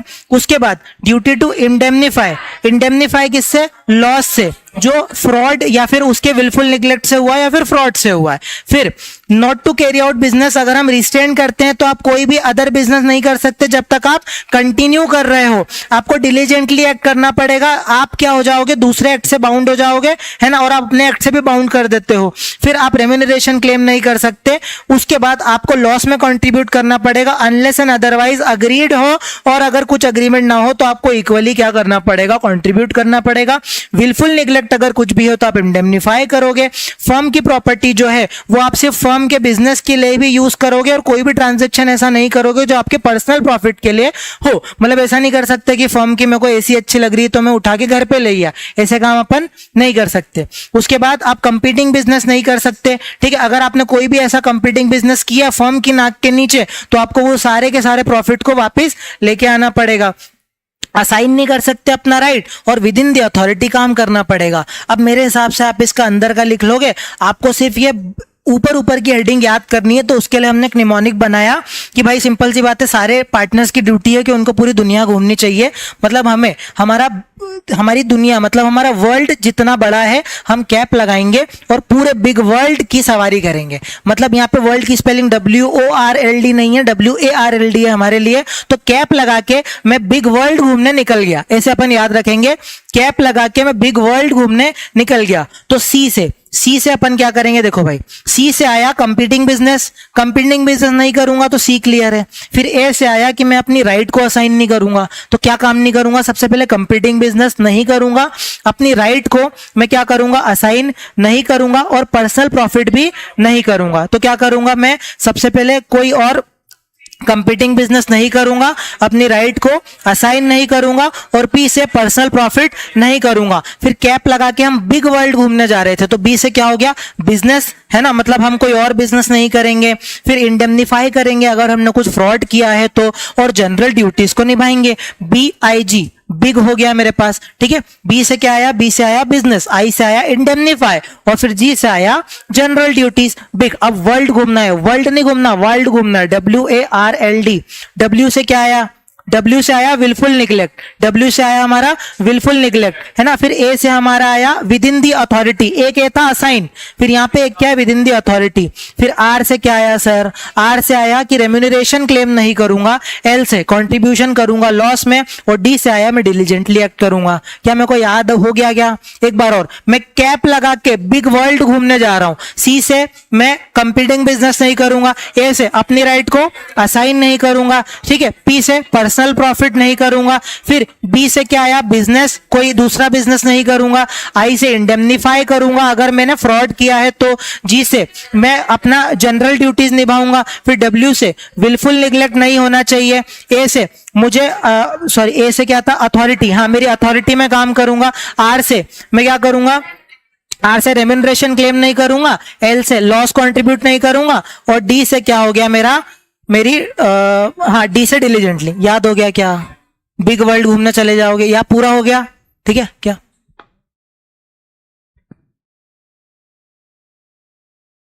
बाद में बताऊंगा, या बहुत डिटेल में है, इतना डिटेल में जा सकते हैं। ठीक है, इतना हो गया, बिग वर्ल्ड घूमने निकल जाएंगे अपन। याद हो गया? एक बार और याद करवाऊं क्या? हो गया? ठीक है, चलो अब आते हैं हमारे right of a partner under the. Chat में सबको आ रहा है समझ में? निमोनिक याद हो गया? यस बोलो। ठीक है, right of a partner under the partnership act. अब यहां तो हम ड्यूटीज निभा रहे थे, अब हम राइट के बारे में बात करेंगे। देखो तो राइट पता है बहुत सिंपल है। सबसे पहले बिजनेस में मेरे को यार पार्ट लेने का तो अधिकार दो ना, मैं पार्टनर हूं तो कंडक्ट में मुझे क्या करना चाहिए? मुझे पार्ट मिलना चाहिए। दूसरी बात है मुझे सुना जाए और मुझे कंसल्टेशन भी दी जाए, मतलब मुझे सुना जाए। ठीक है, मतलब right to be heard and consulted, ये इतने कीवर्ड में को याद करने, right to be heard and consulted. और है ना, all matter shall be decided by the majority. भाई कोई भी अगर आप काम करोगे तो मेजॉरिटी से करना पड़ेगा। आप ऐसा नहीं कर सकते कि मुझे बिना बोले आप फैसला ले लो, इसीलिए मुझे सुना भी जाएगा और मुझे कंसल्टेशन भी दी जाएगी। दूसरी बात है कि मेरे मतलब की सारी बुक्स के लिए मुझे एक्सेस भी दोगे। ठीक है, उसके बाद मुझे इक्वल शेयर दोगे अनलेस एंड अदरवाइज अग्रीड। ठीक है, उसके बाद interest on capital only out of profit दिया जाएगा। याद रखना, अगर प्रॉफिट नहीं है तो इंटरेस्ट ऑन कैपिटल भी नहीं दिया जाता, लेकिन कैपिटल में interest only out of profit आपको देना पड़ेगा। ठीक है, लॉसेस अगर हैं तो इंटरेस्ट अलाउड नहीं है, तो ये अपने को एग्जाम में केस स्टडी बन सकती है। फिर इंटरेस्ट ऑन एडवांसेस, एडवांस पे आप over and above the capital, अगर मेरा कोई एडवांस है तो 6% का आप मेरे को इंटरेस्ट दे देना।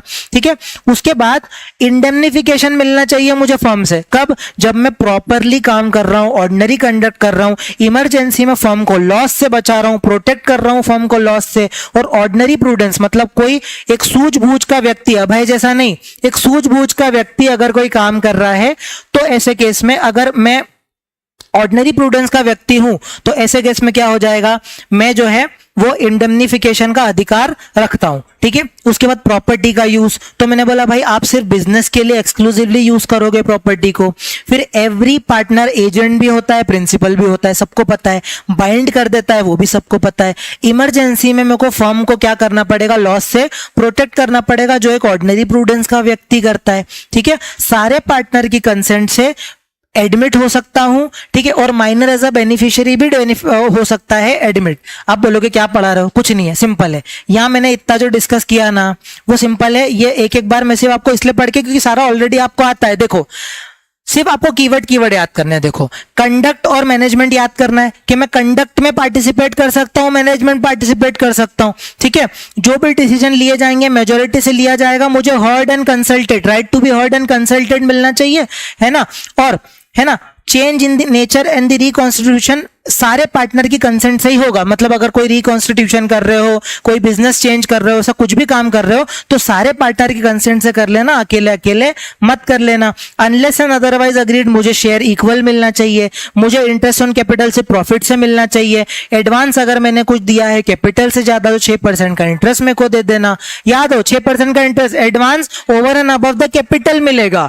ठीक है, और ऑर्डिनरी कंडक्ट में अगर मैं कोई काम करता हूं, ये याद रखो, ये आएगा ऑर्डिनरी कंडक्ट, मेरा वर्ड याद बोलो साथ साथ, ऑर्डिनरी कंडक्ट, है ना। इमरजेंसी में अगर कुछ काम करता हूं लॉस से प्रोटेक्ट करने के लिए, मैं क्या कर रहा हूं? फर्म को लॉस से प्रोटेक्ट कर रहा हूं, है ना। इमरजेंसी में काम कर रहा हूं तो कोई ऑर्डिनरी प्रूडेंस का व्यक्ति अगर कोई भी काम करता है, ऐसा अगर मैंने कुछ किया, ऑर्डिनरी प्रूडेंस लिख करके आना पड़ेगा तो मुझे इंडेमनिफिकेशन का अधिकार मिलेगा।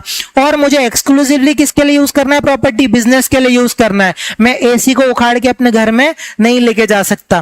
फिर एजेंट जो है वो मतलब एक पार्टनर जो है वो एजेंट भी होता है, प्रिंसिपल भी होता है, बाइंड भी हो जाता है, बाउंड भी हो जाता है। बाइंड में सिर्फ एक यूजुअल वे को अंडरलाइन कर लेना, ये लिख करके आना पड़ेगा। यूजुअल वे का क्या मतलब है? जो ऑर्डिनरीली कस्टम के हिसाब से रोज का काम धाम है ना, जैसे किसी को पेमेंट देना, माल मंगवाना, किसी को है ना सेल करना, परचेस करना, ये यूजुअल वे का काम होता है।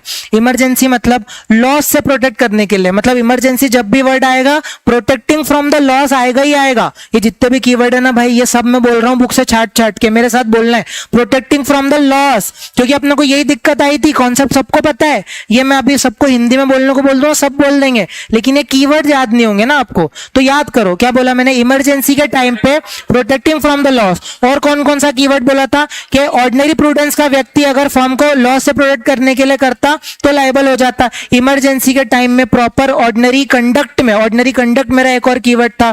फिर फर्म की प्रॉपर्टी एक्सक्लूसिवली बिजनेस के पर्पज से यूज करूंगा, मैं एजेंट भी हूं, मैं बाइंड भी कर दूंगा, बाउंड भी हो जाऊंगा। ठीक है, उसके बाद यहां पर क्या बात आ रही है कि अगर मान लो हमको किसी पार्टनर को एडमिट करना है, क्या करना है, एडमिट करना है, तो एडमिशन के टाइम पे ये बात याद रखना भाई कि सारे पार्टनर की कंसेंट लगेगी, भले एक को एडमिट कर रहे हो या फिर पार्टनर को एज अ बेनिफिशियरी, खिड़की के बाहर कुछ नहीं है, यहां देखो बेनिफिशियरी की तरह अगर आप एडमिट कर रहे हो या फिर किसी को ऐसे ही एडमिशन दे रहे हो, दोनों ही केस में सारे पार्टनर की कंसेंट लगेगी, ये याद रखना। और अगर आप किसी को एक्सपेल कर रहे हो तो याद रखना एक्सपेल हमेशा गुड फेथ में किया जाता है, कॉन्ट्रैक्ट में प्रोवाइड होना चाहिए और फर्म के बेनिफिट के लिए और मेजॉरिटी ऑफ पार्टनर के द्वारा होना चाहिए। कितने सारे कीवर्ड आ गए देखो। एक्सपेल कब कब कर सकता हूं, जब कॉन्ट्रैक्ट प्रोवाइड करता है, गुड फेथ में करूंगा, फर्म के बेनिफिट के लिए करूंगा और मेजॉरिटी पार्टनर करेंगे। गुड फेथ के लिए करूंगा, फर्म की किसके लिए करूंगा, बेनिफिट के लिए करूंगा और मेजॉरिटी पार्टनर जो है वो अग्री करेंगे। ठीक है, ये हो गई एक्सपेल्शन वाला पॉइंट। ठीक है, और कैरिंग ऑन कंपीटिंग बिजनेस तो पता ही है सर, ऊपर पढ़ के आए अपन, है ना। और सब्सिक्वेंट प्रॉफिट जो है वो शेयर करने का क्या बोल रहा है, जो हमने पहले डिस्कस किया। अब इसका मैंने कोई निमोनिक नहीं बनाया क्योंकि इतने सारे निमोनिक भी याद नहीं होंगे, इसको बस हम जनरल याद कर सकते हैं कि भाई क्या क्या मतलब क्या मेरी राइट्स होगी यार, ड्यूटीज के मिलती जुलती राइट होगी कि भाई बिजनेस में कंडक्ट करूं, मेरे को सुना जाए, right to be heard and consulted हुआ, है ना, मेजॉरिटी है ना डिसाइड करेंगे। अगर कोई भी कॉन्स्टिट्यूशन चेंज होने की बात है तो सारे पार्टनर उसको अग्री करना जरूरी है। ठीक है, इक्वली शेयर करोगे प्रॉफिट को, कैपिटल पे आप इंटरेस्ट तभी दोगे जब प्रॉफिट है, एडवांस पे 6% का इंटरेस्ट दोगे, प्रॉपर ऑर्डिनरी कंडक्ट, इमरजेंसी, है ना, इमरजेंसी, ऑर्डिनरी कंडक्ट। ठीक है, ये सारे वर्ड आ गए मेरे पास, है ना। ऑर्डिनरी प्रूडेंस का व्यक्ति, ठीक है। उसके बाद आपका एवरी पार्टनर एजेंट भी होता है, बाइंड कर देता है, यूजुअल वे में बाइंड करता है। ठीक है, प्रोटेक्ट करेगा ऑर्डिनरी प्रूडेंस का व्यक्ति। इमरजेंसी में सारे पार्टनर कंसेंट लगेगी, जब एडमिट कर रहे हो, माइनर को बेनिफिट में एंटर करवा रहे हो, सारे पार्टनर की कंसेंट लगेगी। अगर किसी को रिटायर कर रहे हो, एक्सप्रेस अग्रीमेंट होना चाहिए, है ना। अगर एट विल वाली है तो नोटिस देकर के ये सारे पार्टनर ऑलरेडी पढ़ चुके हैं, अगर एट विल होगा तो नोटिस देकर के रिटायर हो जाएगा। ठीक है, ये अपनी कहानी कंप्लीट हुई।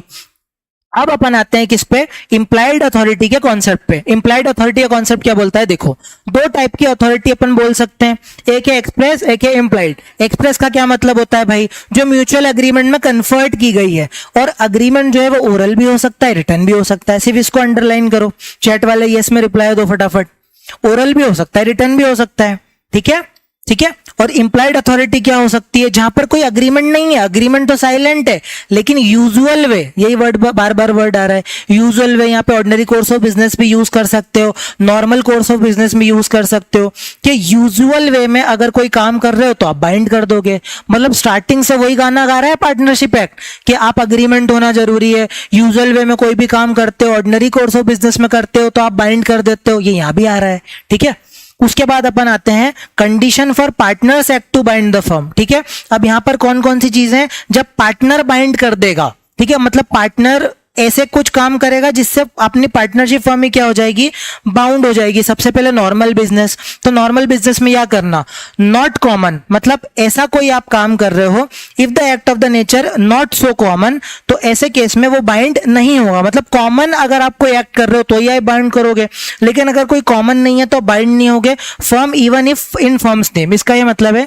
कि आपने कुछ ऐसा काम कर दिया कि जो ना ऑर्डिनरी कोर्स ऑफ बिजनेस में बाइंड नहीं करता था। मतलब जिस चीज का आप ट्रेड करते हो, फॉर एग्जाम्पल आप कुर्सी टेबल बेचते हो, तो अगर आपने वो बेच दिया तो चलेगा, लेकिन अगर आपने बिना पूछे कोई ऐसा काम कर दिया, है ना, फर्म का फर्नीचर बेच के आ गए, ऐसा कुछ भी काम कर दिया जो मतलब कॉमन नहीं है, मतलब ऐसा यूजुअल वे में नहीं होता है, तो भाई ऐसे केस में आप भले ही वो फर्म के नाम पे किया हो, आप क्या हो जाओगे, आप बाइंड नहीं करोगे। फिर यूजुअल वे का क्या मतलब है, ये नेचर पे डिपेंड करता है।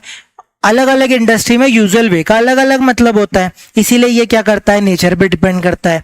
दूसरा है फर्म के नाम पे काम करना जरूरी है।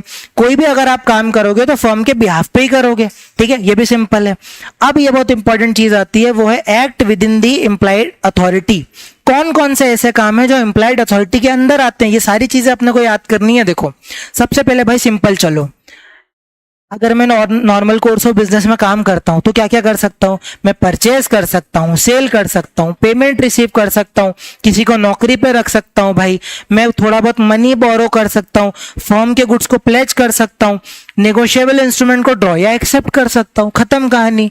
इतना ही तो कर सकता हूं ना। अभी इसमें अलग ही आपको एकदम ऑर्डिनरी कोर्स ऑफ बिजनेस की खुशबू आएगी। सिंपल है, देखो परचेज हो गया, सेल हो गया, है ना, पेमेंट रिसीव करना हो गया, एम्प्लॉय को अपॉइंट करना हो गया, मनी बोरो करना हो गया, फॉर्म के गुड ऑन सिक्योरिटी पे देना हो गया, प्लेज करना हो गया, या एक्सेप्ट या इंडोर्स करना हो गया नेगोशिएबल इंस्ट्रूमेंट। बस इतना ही मेरे को याद करना है। परचेज, सेल, पेमेंट रिसीव करना, एम्प्लॉय को अपॉइंट करना। मेरे साथ साथ बोलो, परचेज, सेल, एम्प्लॉय को अपॉइंट करना, पेमेंट रिसीव करना, बोरो करना मनी को, गुड्स को प्लेज करना, ड्रॉइंग, एक्सेप्ट, नेगोशिएबल इंस्ट्रूमेंट। ठीक है, इन्हीं कीवर्ड्स को अपने को एक एक बार याद करना है, बाकी कुछ नहीं है।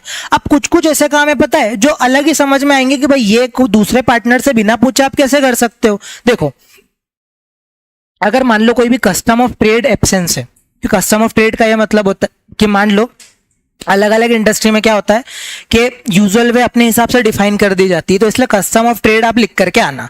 फिर आप बोलना भाई देखो मेरे को आर्बिट्रेशन सबमिट करना है ना, कोई केस मेरे को या बैंक अकाउंट खुलवाना है, या फिर मेरे को कोई क्लेम आया है उसका कॉम्प्रोमाइज कराने जाना है। ठीक है, मेरे को कोई केस में पेशी है मेरी, या फिर मैं कोई सूट को विड्रॉ करना चाहता हूं, हमने किसी पे केस किया था, तो दूसरे पार्टनर से बिना पूछे आप कैसे उसको विड्रॉ कर सकते हो। या फिर आपका मान लो कुछ लाइबिलिटी एडमिट करनी थी, किसी ने आप पे मानहानि का केस लगाया, 2 करोड़ का केस है, और आप जाकर के होशियारी में हाँ करके आ गए, ऐसा थोड़ी कर सकते हो, आपको दूसरे पार्टनर से पूछना पड़ेगा। या फिर आपने इमूवेबल प्रॉपर्टी ट्रांसफर कर दी, आपने एक्वायर कर ली इमूवेबल प्रॉपर्टी, या फिर आप पार्टनरशिप में एंटर हो गए। ये बड़े बड़े काम है, ये छोटे छोटे काम है, ये लेफ्ट राइट में सारे बड़े बड़े काम लिखे हुए ना। आर्बिट्रेशन सबमिट करना, मैं साथ साथ बोलो, आर्बिट्रेशन सबमिट करना, बैंक अकाउंट खुलवाना, क्लेम को रिलिंक्विश करना, या फिर सूट को विड्रॉ करना, किसी लाइबिलिटी को एडमिट कर लेना, इमूवेबल प्रॉपर्टी एक्वायर कर लेना, ट्रांसफर कर लेना इमूवेबल प्रॉपर्टी को, और पार्टनरशिप में एंटर कर लेना। ये सारे बड़े बड़े काम है। 2-3 बार बोलो मेरे साथ, इसका कोई शॉर्ट कोड नहीं बना सकते थे, ऐसे ही फील से याद करो इसको। आर्बिट्रेशन सबमिट करना, बैंक अकाउंट खुलवाना, रिलिंक्विश करना, कॉम्प्रोमाइज करना किसी क्लेम को, विड्रॉ करना सूट को, या फिर लाइबिलिटी को एडमिट कर लेना, इमूवेबल प्रॉपर्टी या तो एक्वायर करना या ट्रांसफर करना, पार्टनरशिप में एंटर कर लेना। और छोटे छोटे काम क्या है, परचेज करना, सेल करना, पेमेंट करना, एम्प्लॉय को हायर कर लेना, बोरो करना, प्लेज करना गुड्स को, नेगोशिएबल इंस्ट्रूमेंट को ड्रॉ करना। सिंपल, ठीक है, हो गया। अब आता है हमारा 5th वाला, वो क्या है, रेस्ट्रिक्शन और एक्सटेंशन। ये भी इंपॉर्टेंट है भाई। मान लो कोई बहुत अच्छा काम कर रहा है, अब मान लो अभय जो है वो बहुत अच्छा काम कर रहा है पार्टनरशिप फर्म में, तो हमने क्या बोला, देख भाई देखो हमने बोला था कि तू 10 करोड़ तक का ट्रांजेक्शन कर सकता है, जा आज से 20 करोड़ का कर सकता है। मैंने क्या करा, खुश होकर के सारे पार्टनर ने या तो एक्सटेंड कर दिया, या अभय ने बहुत बुरा काम किया, लॉस करवा दिया, तो हमने बोला देख भाई अब तेरे 10 करोड़ की अथॉरिटी थी ना, अब उसको हम रेस्ट्रिक्ट करके 5 करोड़ में लेकर के आ रहे हैं। ये होता है एग्जाम्पल जब हम रेस्ट्रिक्ट भी कर सकते हैं और एक्सटेंड भी कर सकते हैं। तो ये म्यूचुअल एग्रीमेंट से डिसाइड होगा भाई, रेस्ट्रिक्ट भी कर सकते हैं, एक्सटेंड भी कर सकते हैं, है ना। लेकिन ये जो रेस्ट्रिक्शन एक्सटेंशन है ये थर्ड पार्टी डीलिंग में थोड़ी। अब थर्ड पार्टी क्या बोलेगी, तुम आपस में कुछ भी करते रहो, मुझे क्या मतलब। देखो अब ये भी इंपॉर्टेंट है याद रखना, थर्ड पार्टी वैसे तो बोल सकती है कि मुझे क्या मतलब, लेकिन आप सिंपल सी बात है, अगर थर्ड पार्टी को ये पता है कि इसकी इतनी अथॉरिटी थी तो फिर थर्ड पार्टी नहीं बोल सकती। यही लिखा हुआ है कि देखो सबसे पहले कोई इफेक्ट नहीं आएगा थर्ड पार्टी डीलिंग में अनलेस उसको नॉलेज हो। अगर नॉलेज हो तो फिर आप इफेक्ट आएगा, क्योंकि उसके बाद तो हम बोलेंगे ना भाई तेरे को पता था, तू रोज हमारी दुकान में आता है, तो फिर तूने ऐसा ट्रांजेक्शन कैसे कर लिया। बस ये बात है, ठीक है, बस इतना हो गया एग्जाम्पल, ठीक है। अब 6th वाले पे आओ, पार्टनर की अथॉरिटी इमरजेंसी में क्या होती है, सेम सेम सेम सेम, बस यही है। देखो क्या होती है, अगर लॉस से प्रोटेक्ट करना हो, एक ही चीज को 15 बार बोल दिया देखो अपन ने, लॉस से अगर प्रोटेक्ट करना हो, ऑर्डिनरी प्रूडेंस का व्यक्ति, समझ सूझ वाला व्यक्ति ऑर्डिनरी प्रूडेंस में अगर कोई काम करेगा तो वो बाइंड कर देगा, है ना। और even they are not implied और एक्सप्रेस अथॉरिटी, भले वो इम्प्लाइड एक्सप्रेस में एग्जांपल देता हूं। फर्म में आग लग गई भाई, फर्म में आग लग गई, तिजोरी जल रही है, और मैं बोलूंगा नहीं तिजोरी हाथ लगाने की, अरे भाई तू जा फटाफट बचा, क्योंकि तू नहीं बचाएगा तो सारे नोट जल के खाक हो जाएंगे। भले वो एक्सप्रेस हो चाहे वो इम्प्लाइड हो, अगर मान लो कि वो आप फर्म को प्रोटेक्ट करने के लिए कर रहे हो, ऑर्डिनरी प्रूडेंस का व्यक्ति अगर वो काम कर रहा है तो ऑब्वियस ही बात है आप फर्म को बाइंड कर दोगे। आ गई, पल्ले पड़ रही चीजें, अभी तक दिमाग से जा तो नहीं रहा, इसलिए एक्टिव रहो, मतलब आपको थोड़ी मेहनत करनी पड़ेगी मेरे साथ साथ। उसके बाद B6, ये है liability of a partner under the partnership firm. अभी तक हम राइट्स पढ़ रहे थे, ड्यूटीज पढ़ रहे थे, अब हम बातें नहीं लाइबिलिटीज के बारे में पढ़ रहे हैं। देखो भाई अब पता है ये क्या है, ये जितनी मैंने पढ़ा था ना, अपन ने वो याद किया था बिग वर्ल्ड वाला, इसका अपोजिट यहाँ पे आ गया। अब जहां जहां भी हमने बोला था ना राइट, वो सब लाइबिलिटी बन जाएगी अगर इसका उल्टा कर देते। देखो हमने जनरल ड्यूटी पढ़ा था कि जनरल ड्यूटी करेगा। अब अगर तूने जनरल ड्यूटी के लिए तू फेलियर हो गया, अगर तूने ग्रेटेस्ट कॉमन एडवांटेज के लिए काम नहीं किया, पढ़ा ना अपन ने, ग्रेटेस्ट कॉमन एडवांटेज के लिए नहीं किया, अगर जस्ट एंड फेथफुल नहीं रहा, अगर तूने ट्रू अकाउंट्स, ये तो भाई एकदम जुड़वा भाई लग रहा है इसका, देखो ना सेम ही तो था, true accounts, render true accounts, full information, faithful, अगर ये सब काम नहीं किया, चैट में यस बोलो, ठीक है। या फिर आपने फर्म को इंडेमनीफाई नहीं किया, आपने फ्रॉड किया था, ठीक है, आपने फर्म को इंडेमनीफाई ही नहीं किया, है ना। या फिर आपने क्या किया, एब्सेंस ऑफ अ कॉन्ट्रैक्ट में आपको इक्वली क्या, आप लाइबल थे इक्वली लॉस शेयर करने के लिए, आपने लॉस शेयर नहीं किया। या फिर आप इंडेमनीफाई करने के लिए लाइबल थे, आपने विलफुल निगलेक्ट किया था। सारे हुबहू ओके वही पॉइंट है, बस उसको याद कर लिया तो ये भी याद हो गया, ठीक है। और अगर आपने कोई भी ऐसा प्रॉफिट कमाया है, फर्म के नाक के नीचे से कोई प्रॉफिट कमाया है, तो सारा आप फर्म को देना पड़ेगा, उसको अकाउंट फॉर करवाना पड़ेगा, फर्म को पे करना पड़ेगा।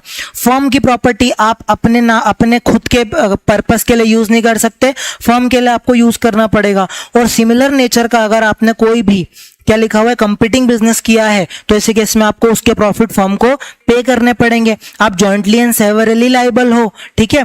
उसके बाद हमने क्या किया, कोई भी डिफरेंस नहीं है, हमने क्या बोला, देखो लाइबिलिटी टुवर्ड्स थर्ड पार्टी, भले ही आप एक्टिव पार्टनर हो चाहे डोरमेंट पार्टनर हो, भाई आप इक्वली लाइबल हो गए ना। हमने क्या पढ़ा, आप स्लीपिंग पार्टनर हो कि एक्टिव पार्टनर हो, थर्ड पार्टी के लिए तो आप लाइबल ही हो, बहुत बढ़िया, ये एक और हमारा पॉइंट तैयार हो गया।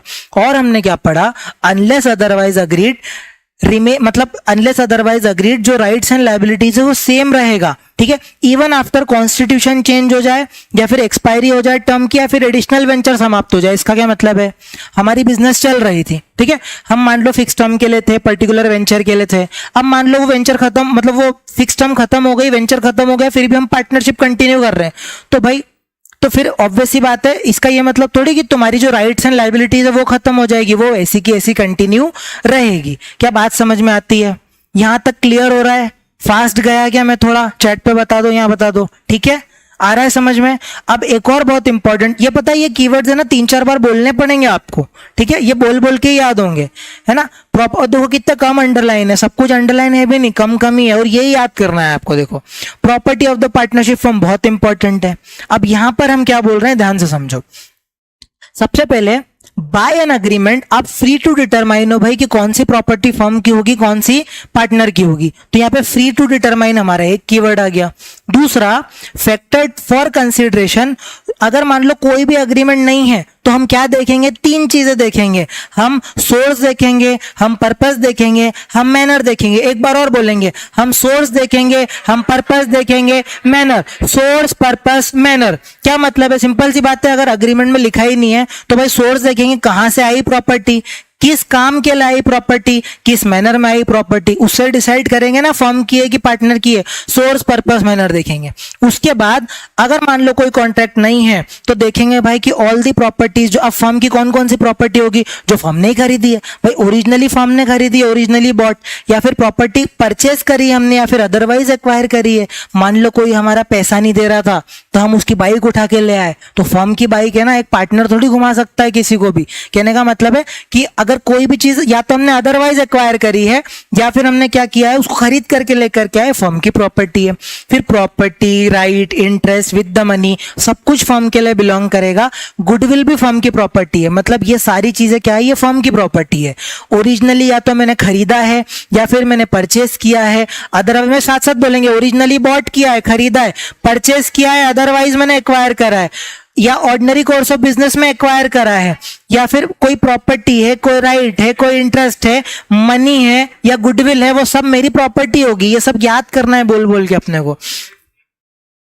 हाँ, फर्म के नाम पे अपन आराम से प्रॉपर्टी खरीद सकते हैं। फिर application of the firms property, हमने क्या बोला, अप्लाई कब करोगे, एक्सक्लूसिवली सिर्फ बिजनेस के लिए करेंगे। मेरे साथ बोलेंगे, सिर्फ एक्सक्लूसिवली, ये वर्ड लिख के आना है, एक्सक्लूसिवली सिर्फ बिजनेस के लिए ही करना, अपने पर्सनल काम के लिए यूज मत करना है। 3-4 बार लाइन आ गई अपने पास कि फर्म की जो प्रॉपर्टी है वो याद रखना, पार्टनर की प्रॉपर्टी जो है वो ऑटोमेटिकली फर्म की प्रॉपर्टी नहीं बनती भाई, पार्टनर को इंटेंशन बताना पड़ेगा। कितनी सही चीज है, पार्टनर ने बोला कि भाई यार 1 महीने के लिए मशीन खराब हो गई, चलो मैं अपनी मशीन लगा देता हूं, तो क्या पार्टनरशिप रख लेगी क्या? ऑब्वियसली बात है ना, उसको बोलना पड़ेगा कि चल मैं पार्टनरशिप को दे रहा हूं, तो ही तो पार्टनरशिप की है, इसीलिए ऑटोमेटिकली नहीं बनती है। तो मेरे साथ बोलेंगे, पार्टनरशिप की जो प्रॉपर्टी वो ऑटोमेटिकली फर्म की प्रॉपर्टी नहीं बनती है, पार्टनर को अपना इंटरेस्ट बताना पड़ता है तभी फर्म की प्रॉपर्टी बनेगी। खत्म कहानी। यहां तक क्लियर हो गया?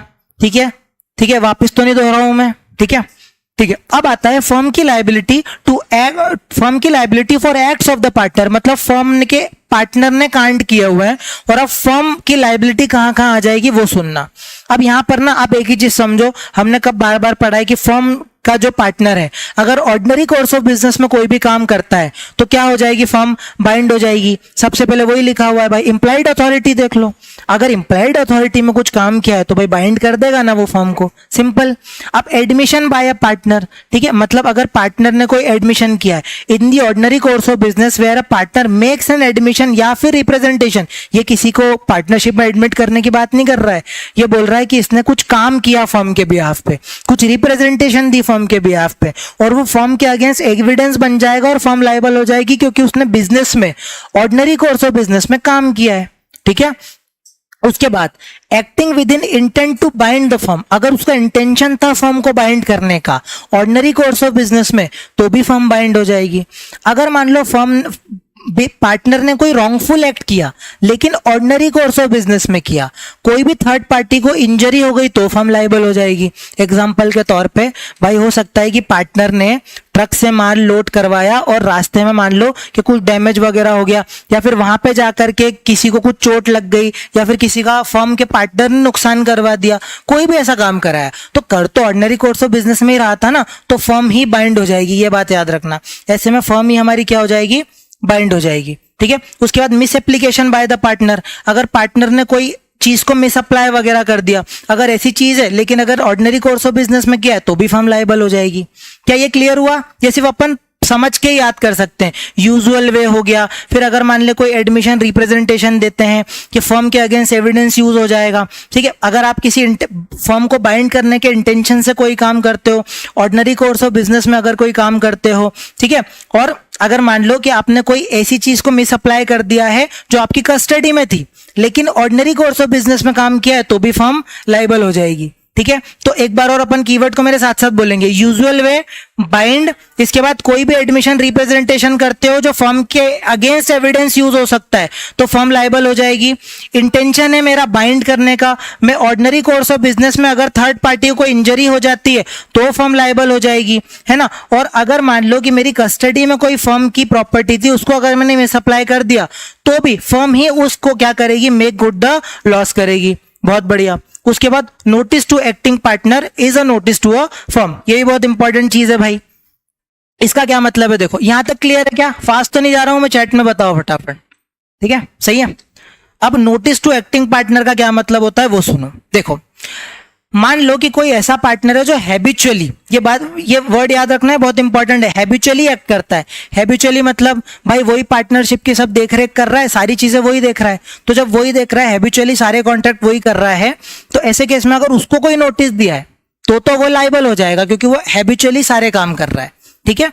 लेकिन अगर मान लो आपने किसी ऐसे पार्टनर को दे दिया जो मतलब या तो स्लीपिंग पार्टनर है या फिर वो ऑर्डिनरी कोर्स ऑफ बिजनेस में इतना डे टू डे अफेयर्स में इन्वॉल्व नहीं होता है, तो ऐसे केस में क्या हो जाएगा? ऐसे केस में फिर हम नहीं मानेंगे कि notice given to an partner, सिर्फ एक्टिव पार्टनर को दिया है तो ही फर्म बाइंड हो सकती है। अब अपन पूरा पढ़ते हैं। सबसे पहले हैबिचुअली एक्ट याद करो कि अगर कोई पार्टनर हैबिचुअली एक्ट करता है फर्म के बिहाफ पे उसके अफेयर से रिलेटेड, है ना। फिर एजेंसी प्रिंसिपल होता है भाई, है ना, कि एक पार्टनर जो होता है वो एजेंट भी होता है। तो अगर मान लो कि एक पार्टनर को अगर कोई नोटिस दिया गया तो हम ये मानेंगे इक्विवेलेंट की रेस्ट ऑफ द पार्टनर को नोटिस चला गया। उसके बाद कंडीशन क्या है कि भाई वो बिजनेस से रिलेटेड होना चाहिए, ऐसा नहीं कोई दूसरा आपने, अगर कोई बिजनेस से रिलेटेड आपने दिया है तो ही चलेगा, ठीक है।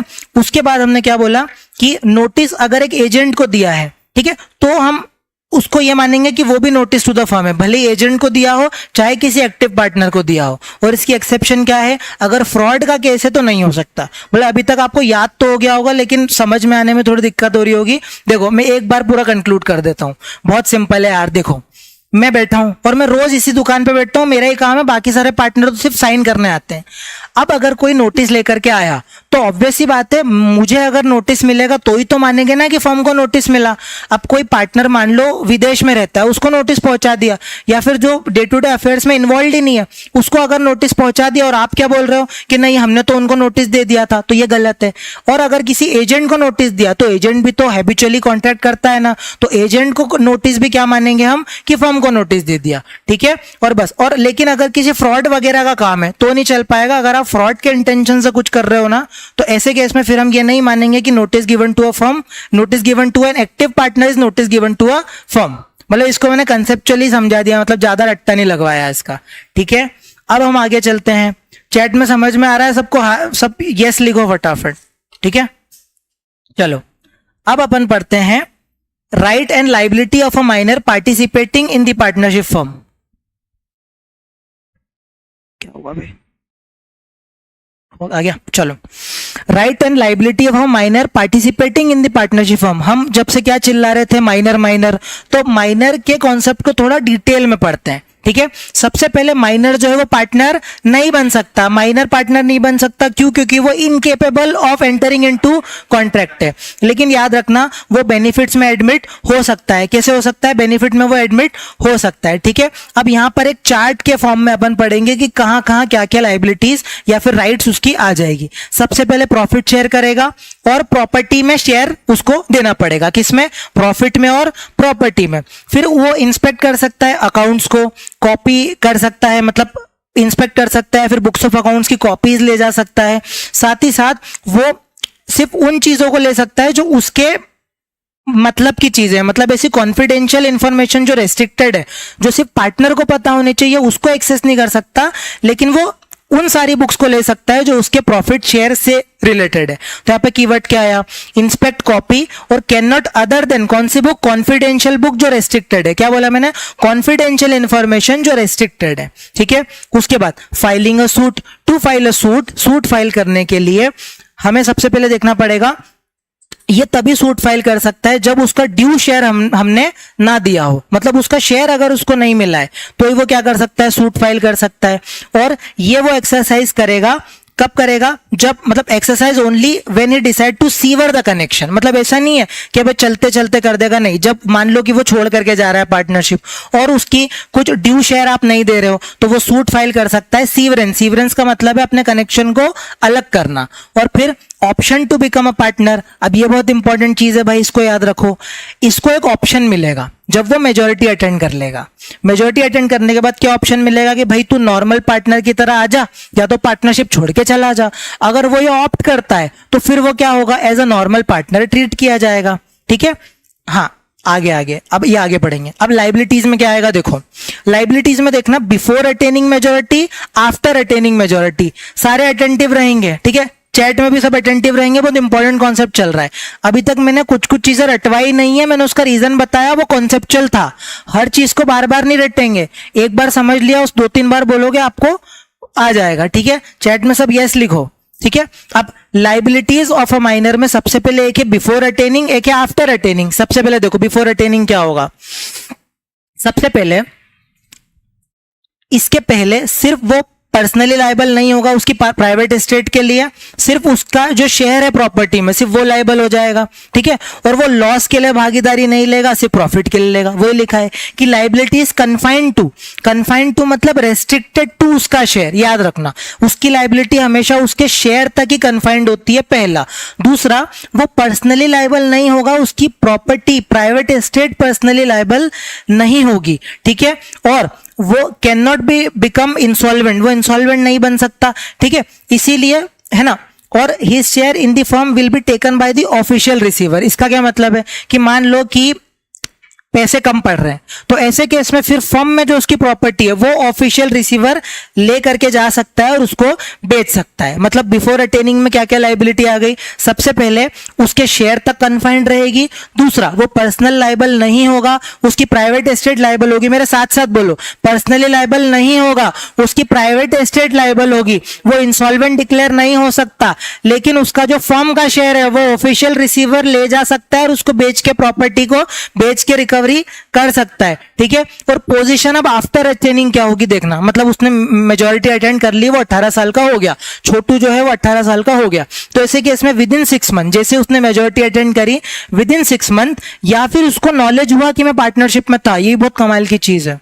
जैसे मान लो कि मैं पार्टनरशिप में हूं और मुझे पता ही नहीं है, तो भाई जब उसको पता चला या फिर उसकी मेजॉरिटी अटेंड करने के 6 month whichever is later, उसको क्या करना पड़ेगा, डिसाइड करना पड़ेगा कि भाई मैं पार्टनरशिप में रहना चाहता हूं या मैं पार्टनरशिप को छोड़ना चाहता हूं। जो भी करेगा उसको पहले पब्लिक नोटिस देना पड़ेगा, अपना इंटेंशन बताना पड़ेगा, लेकिन अगर वो पब्लिक नोटिस नहीं देता है तो ऐसे केस में ऑटोमेटिकली उसको पार्टनर बना देंगे और वो सारी चीजों के लिए पर्सनली लायबल हो जाएगा दूसरे पार्टनर के जैसे। पूरा मेरे साथ याद करो, एक एक चीज बहुत इंपॉर्टेंट है। सबसे पहले बिफोर अटेनिंग क्या बोला था, लायबिलिटी कन्फाइंड है, उसके शेयर तक कन्फाइंड है।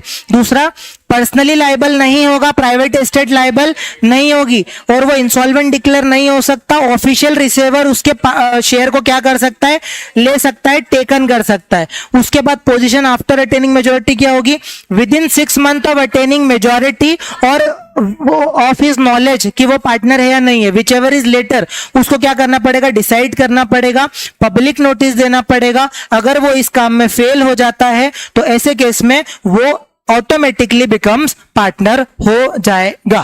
ठीक है, हो रही है आज चीजें, ठीक है। अब आगे बढ़ते हैं। Exercise of option by minor on attaining majority, बहुत बढ़िया।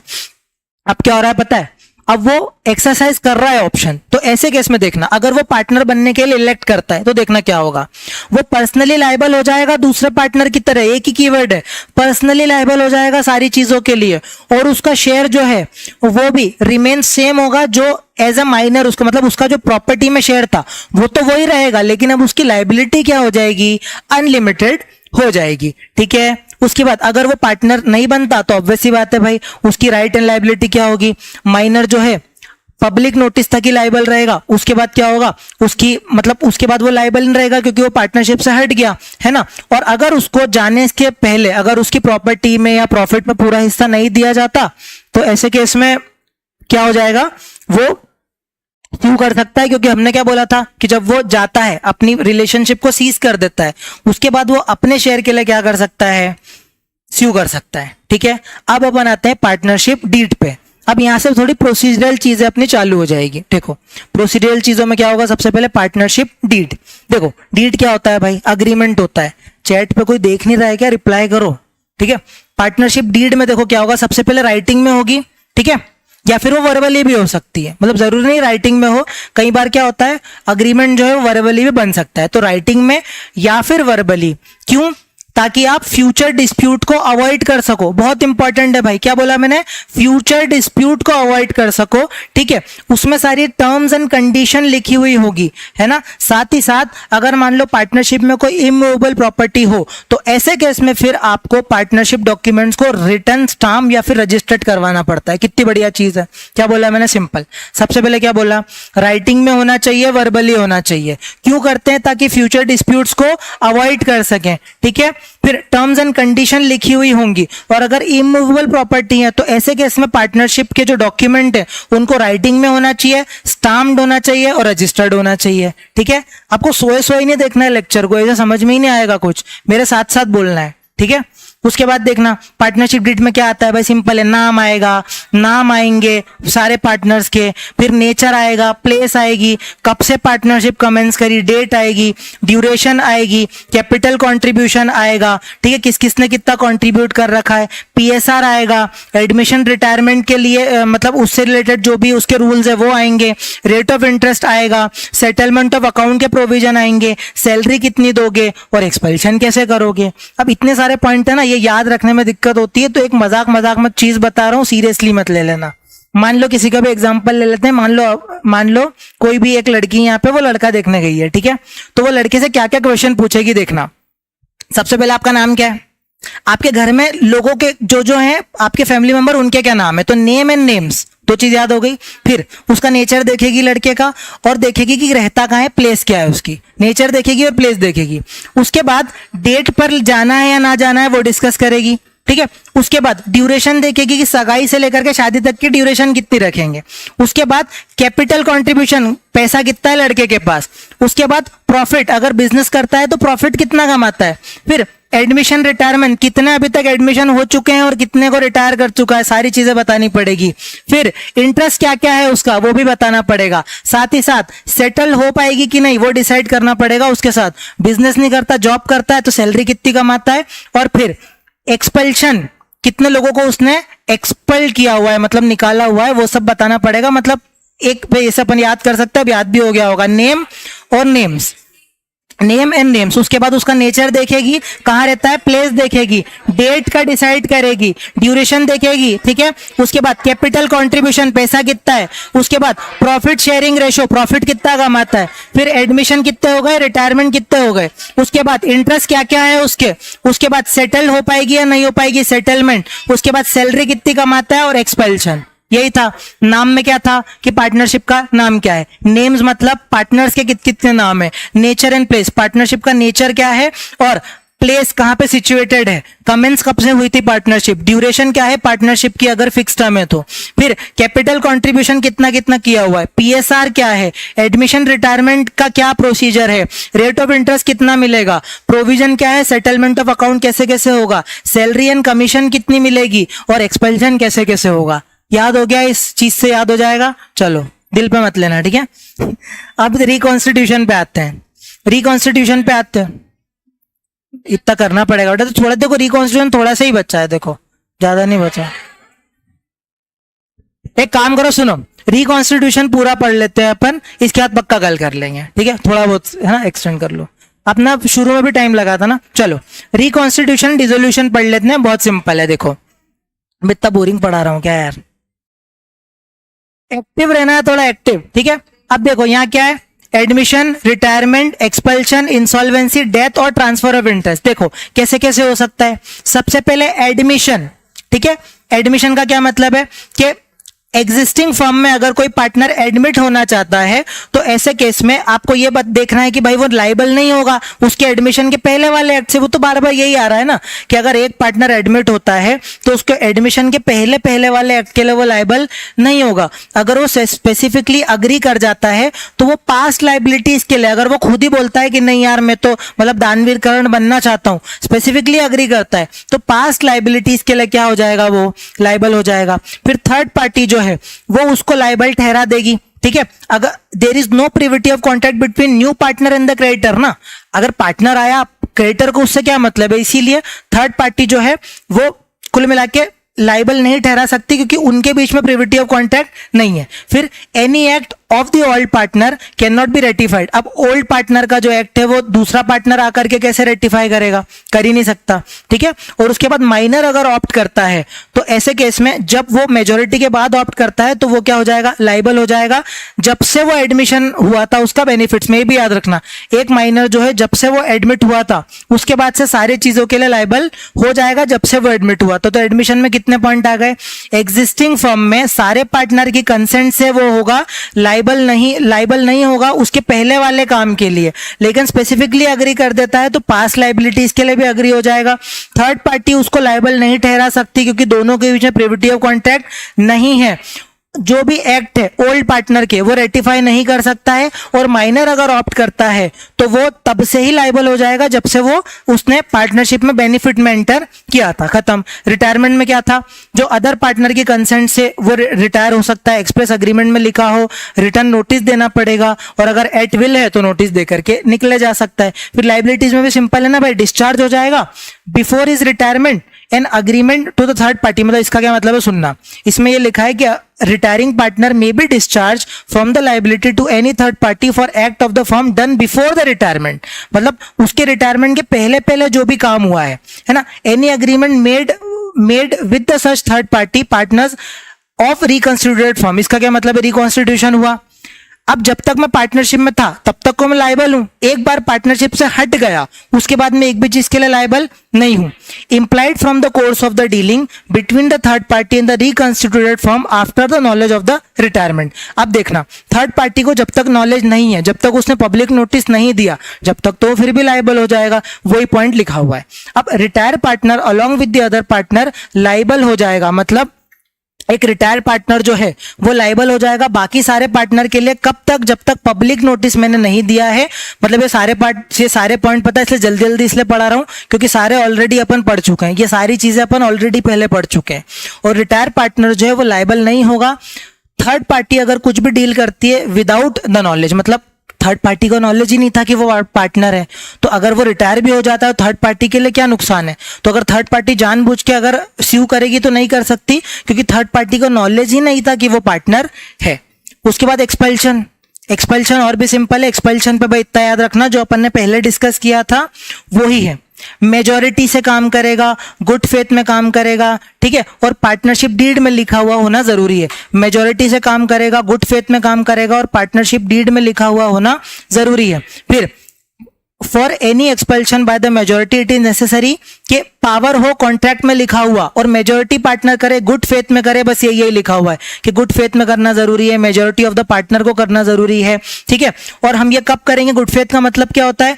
प्रोटेक्ट करना फर्म के इंटरेस्ट को, नोटिस देना, अपॉर्चुनिटी ऑफ बीइंग हर्ट देना पड़ेगा जिसको आप एक्सपेल कर रहे हो। फिर एक्सपेल्शन वॉइड कब होगा? वॉइड जब होगा जब मतलब अदरवाइज एक्सपेल्ड, मतलब गुड फेथ में अगर आप काम नहीं कर रहे हो, है ना, या फिर आप क्या कर रहे हो, रीइंस्टेटमेंट क्लेम कर रहे हो, तो ऐसे केस में आप क्या करोगे? अगर मान लो गुड फेथ में काम नहीं कर रहे हो, अगर आपकी पर्सनल खुंदत निकालने के लिए अगर कोई काम कर रहे हो, तो ऐसे केस में आप उस एक्सपेल्शन को क्या मानोगे? वैलिड नहीं मानोगे, वो इनवैलिड माना जाएगा। और एक्सपेल्ड पार्टनर की प्रोविजन क्या होगा, मतलब उसकी पोजीशन क्या होगी वो सुनना।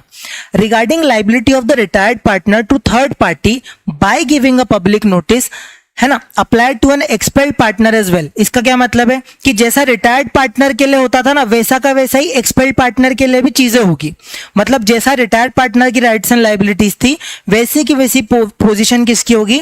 एक्सपेल्ड पार्टनर की होगी। अब मेरे हिसाब से ना मेरे को पढ़ाना तो आज ही है पूरा का पूरा, तो आप एक काम करो, 5 मिनट का ब्रेक ले लो, अपन ब्रेक के बाद कंटिन्यू करते हैं, ठीक है।